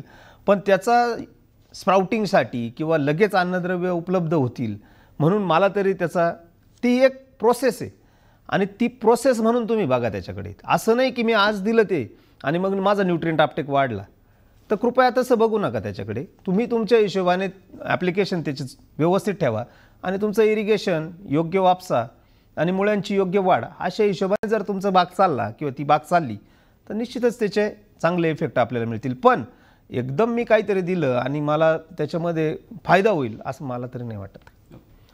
शेवटचाच प्रश्न आहे, आपले सर्वांचे लाडके मनोज जाधव यांनी तो प्रश्न विचारला आहे की फसल मॉइश्चर सेन्सर जे आहे त्याच्या रिडिंग बद्दल तुमचा अनुभव सांगा असं त्यांनी विचारलेलं आहे. मॉइश्चर सेन्सरच्या बाबतीत खूप वेळा बोलतोय मी, खूप वेळा बोलून झालं.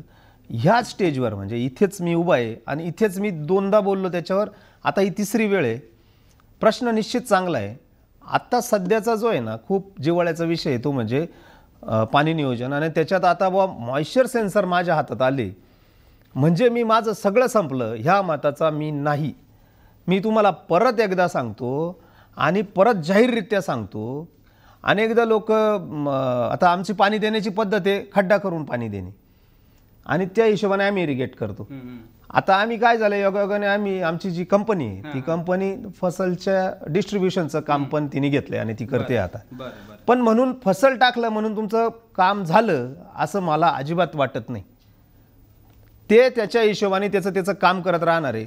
थोडक्यात तुमच्या गाडीला पेट्रोलचा काटा असणं आणि पेट्रोलचा काटा नसणं एवढाच त्याच्यातला भाग आहे. तो काटा पाहून जर तुम्हाला जर कळालं की मला किती पेट्रोल टाकायचं आणि मला किती लांब जायचं आहे आणि तो काटा नसेल तर तुमचं जे काय होणार आहे तेवढीच अवस्था तुमच्या मॉइश्चर सेन्सरची आहे. मॉइश्चर सेन्सर हे तुम्हाला फक्त अलर्ट देऊ शकतं, हे तुम्हाला फक्त सांगू शकतं की तुमच्या बागेमध्ये आज मॉइश्चरची कंडिशन काय आहे. पण म्हणून ते टाकलं आणि तुमचं काम झालं, मग ते फसल असो की आणखी कितीही हायटेक तुमचे मॉइश्चर सेन्सर असो, ते तुम्हाला एका लिमिटेड कामापुरते अलर्ट देण्यापुरते मदत करू शकत्या. मॉइश्चर सेन्सर टाकलेल्या भरपूर बागा मी तुम्हाला दाखवतो ज्यांना माल कमी आहे, भरपूर कमी आहे. तुम्ही जोपर्यंत पाणी नियोजन शास्त्रशुद्ध पद्धतीनं शिकून घेत नाही तोपर्यंत मॉइश्चर सेन्सर तुम्हाला मदत करणार नाही. पाणी नियोजन शिकायचं असेल तर आम्ही कधीही शिकवायला तयार आहे. कोणालाही शिकायचं असेल त्यांनाही आम्ही शिकवायला तयार आहे. त्याच्यासाठी आम्ही कधीही कोणाकडून पैसे घेतले नाही आणि इथून पुढेही कधी आम्ही पैसे घेणार नाही. पण तुम्ही जोपर्यंत शास्त्रशुद्ध पाणी नियोजन शिकत नाही तोपर्यंत मॉइश्चर सेन्सर तुम्हाला काहीही मदत करू शकत नाही. ओके, धन्यवाद दादा. म्हणजे त्याच्याने फक्त आपल्याला रीडिंग बघू शकतो किंवा तो एक अलर्ट आहे. तो अलर्ट आहे तुमच्यासाठी. ओके, तो अलर्ट आहे आणि त्या हिशोबाने तुम्ही प्लॅनिंग करायचे. मॉइश्चर सेन्सर तुम्हाला कधीच सांगणार नाही तू किती पाणी दे. तो कसा सांगेल तुम्हाला किती पाणी दे? 1 तास द्यायचंय का 10 तास द्यायचंय त्याला काय माहिती. तर त्याच्यामुळे तुमचं जे प्लॅनिंग आहे बाकी इतरचे कॅल्क्युलेशन आहे ते त्याच्या आधी तुम्हाला माहिती पाहिजे, त्या फार्मरला माहिती पाहिजे. आणि ते माहिती झाल्यानंतर मग मात्र ते एक अलर्ट म्हणून तुमच्या बागेला एक्स्ट्रा स्ट्रेसमध्ये जाऊ देणार नाही किंवा सॅच्युरेशन असताना परत पाण्यात पाणी जाऊ देणार नाही, एवढं ते काम करू शकेल. म्हणजे आपण निर्णय घेऊ शकतो की आपण पाणी द्यायला पाहिजे की नाही द्यायला पाहिजे एवढं. पण ते हे नाही सांगू शकत किती द्यायला पाहिजे. तर तो अलर्ट म्हणून तुम्ही निश्चित वापरा, हरकत नाही वापरायला. पण आधी पाणी नियोजन शिका. तुम्ही असे शॉर्टकट का मारायचे तुम्हाला? ते तर मला म्हणजे हा काय मनोजदादाचा विषय नाही. जनरली प्रत्येकजण त्या मॉइश्चर सेन्सरकडे असं बघतोय की मी आता मॉइश्चर सेन्सर टाकलं की आता माझं पाणी नियोजनाचं काम संपलं. सगळ्यात पहिली मोठी चूक करता येते. तसं जर तुम्ही गृहीत धरून मॉइश्चर सेन्सर टाकत असाल तर तुमच्या पदरी निराशाच येईल. त्याच्या पलीकडे काही नाही. मार्केटिंगचा जमाना आहे. माझ्यासारखे मार्केटिंगवाले येऊन तुमच्या माथी मारून जातील ते आणि नंतर तुमच्या 2 वर्षांनी असं लक्षात येईल की बाबा ते तितकं चांगलं परफॉर्म करत नाही. आता तो दोष त्या काही सेन्सरचा नाही, तुम्हाला ते समजत नाही, हा तो प्रॉब्लेम झाला. म्हणजे त्याच्यासाठी एक अभ्यास असणं गरजेचं आहे. हो, अभ्यास असणं गरजेचं आहे, कामगती असणं गरजेचं आहे. प्रश्नच नाही. धन्यवाद दादा. तसे सर्व प्रश्न झालेले आहेत. खरंच म्हणजे आता शेवटच्या 2 मिनिटात मी शेतकरी बंधूंनो 2च मिनिटं मी घेणार आहे. दादांनी आता आपल्याला जे बहुमोल मार्गदर्शन केलं तर त्याच्यामध्ये दादांनी काही गोष्टी आपल्याला सांगितल्या की खरोखर अन्नद्रव्य व्यवस्थापनावरती दादांचा खूप चांगला अभ्यास आहे. आणि दादांनी एक महत्त्वाची गोष्ट सांगितली बघा की आपण जर एखाद्या MD डॉक्टरकडे जातो आणि MD डॉक्टर आपल्याकडनं 500 रुपये किंवा 5000 रुपये फी घेतो, पण MD डॉक्टर आपल्याला कोणतीही गोळी देत नाही. तो पहिले काय म्हणतो की तुम्ही रिपोर्ट काढून आणा आणि रिपोर्ट काढून नंतर तो आपल्याला काय सांगतो ही टॅबलेट घ्या, हे करा, ते करा. पण पहिल्या वेळेस तो आपल्याला फक्त रिपोर्ट करायला सांगतो. तर दादांचं म्हणणं असं आहे की आज खतांचे रेट एवढे वाढलेले आहेत, आपल्या सॉईलमध्ये ॲक्च्युली कोणते न्यूट्रिएंट प्रेझेंट आहेत. जर तुम्ही अन्नद्रव्य देणार असाल, जर मातीचा तुम्ही रिपोर्ट काढून घेतला तर तुम्ही तुमचा जो काही खर्च आहे त्या खर्चावरती तुम्ही कंट्रोल आणू शकतात. ही महत्त्वाची गोष्ट आपल्याला दादांनी सांगितली. त्यानंतर GAचा वापर आपण कसा केला पाहिजे आणि कोणत्या PPMने कोणत्या स्टेजला केला पाहिजे याच्यावरती सुद्धा आपण आपल्या खर्चाचं नियोजन करू शकतो.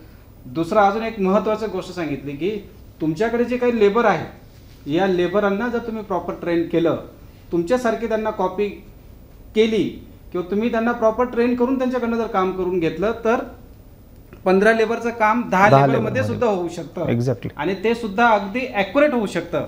हे दादांचं म्हणणं आहे, अतिशय उत्तम म्हणणं आहे. कारण की आजच्या कॉम्पिटिशनच्या जगामध्ये आणि द्राक्षामध्ये सुद्धा दिवसेंदिवस खर्च वाढत चालला आहे. उत्पन्न मात्र सध्या तरी 4 वर्षापासून नैराश्यच आपल्या हातामध्ये येत आहे. पण पॉझिटिव्हिटी आपल्याकडे आहो, आपण एक शेतकरी आहोत, आपल्याला लढण्याची तयारी आहे. येणारे काही दिवस दादाने सांगितलं की 22-23 किंवा येणारे पुढचे वर्ष हे द्राक्षाचेच आहेत. आणि दादा ते तोंडात तुमच्या साखर पडो. नक्कीच. आणि खरंच चांगले दिवस आपल्याला द्राक्षामध्ये येतील, कारण की आता सध्या इंडस्ट्रीमध्ये तशी पॉझिटिव्हिटी नाही आहे, पण आपण त्या उद्देशाने आपण पुढे चालू शकतो. हा एक महत्त्वाचा कॉस्ट कटिंगवरती दादांनी एक महत्त्वाचा विषय बोलला आहे. दुसरं, सेंद्रिय कर्बाचा वापर किती असावा आणि तो अट्टाहास काय भाऊ की आपण तो किती ठेवला पाहिजे. तर जेवढा गरजेचा आहे तेवढं सेंद्रिय कर्ब आपण मेंटेन केलं पाहिजे, हा विषय दादांनी घेतला. त्यानंतर दादांनी एक महत्त्वाचा विषय घेतला की जीवाणूची जी लॅब आहे, म्हणजे दादांनी आता इथे आपल्या डॉक्टर बॅक्टोस जी लॅब आहे या लॅबला व्हिजिट केली आणि डेस्टॉस बेस ही जी टेक्नॉलॉजी आहे ही टेक्नॉलॉजी दादांनी स्वतः बघितली की बॅक्टेरिया हा कसा मॅन्युफॅक्चरिंग केला जातो, ती लॅब कशी असली पाहिजे, त्यानंतर तो कसा स्पोअर फॉर्ममध्ये जातो, ह्या सगळ्या गोष्टींचा अभ्यास करून दादांनी जीवाणूंचं महत्त्व सांगितलं आणि उच्चतम गुणवत्तायुक्ताचा तुम्ही जीवाणू वापर केले तर आपल्या शेतीमध्ये त्याचा कसा फायदा होऊ शकतो. तर अशा वेगवेगळ्या विषयांवरती दादांनी आपल्याला खूप चांगली मार्गदर्शन केलं आहे आणि येत्या काही काळातच पुन्हा आपण दादांना बोलू आणि पुन्हा त्यांचं मार्गदर्शन आपल्या सर्वांना देऊ. आणि आज तुम्ही सर्वजण वेळेत वेळ काढून सगळं मार्गदर्शन घेतलं त्याबद्दल मी सर्वांचे आभार मानतो. आणि एकच मिनिटात मी फक्त दादांचा सत्कार करतो आणि आपला कार्यक्रम संपला असं मी जाहीर करतो.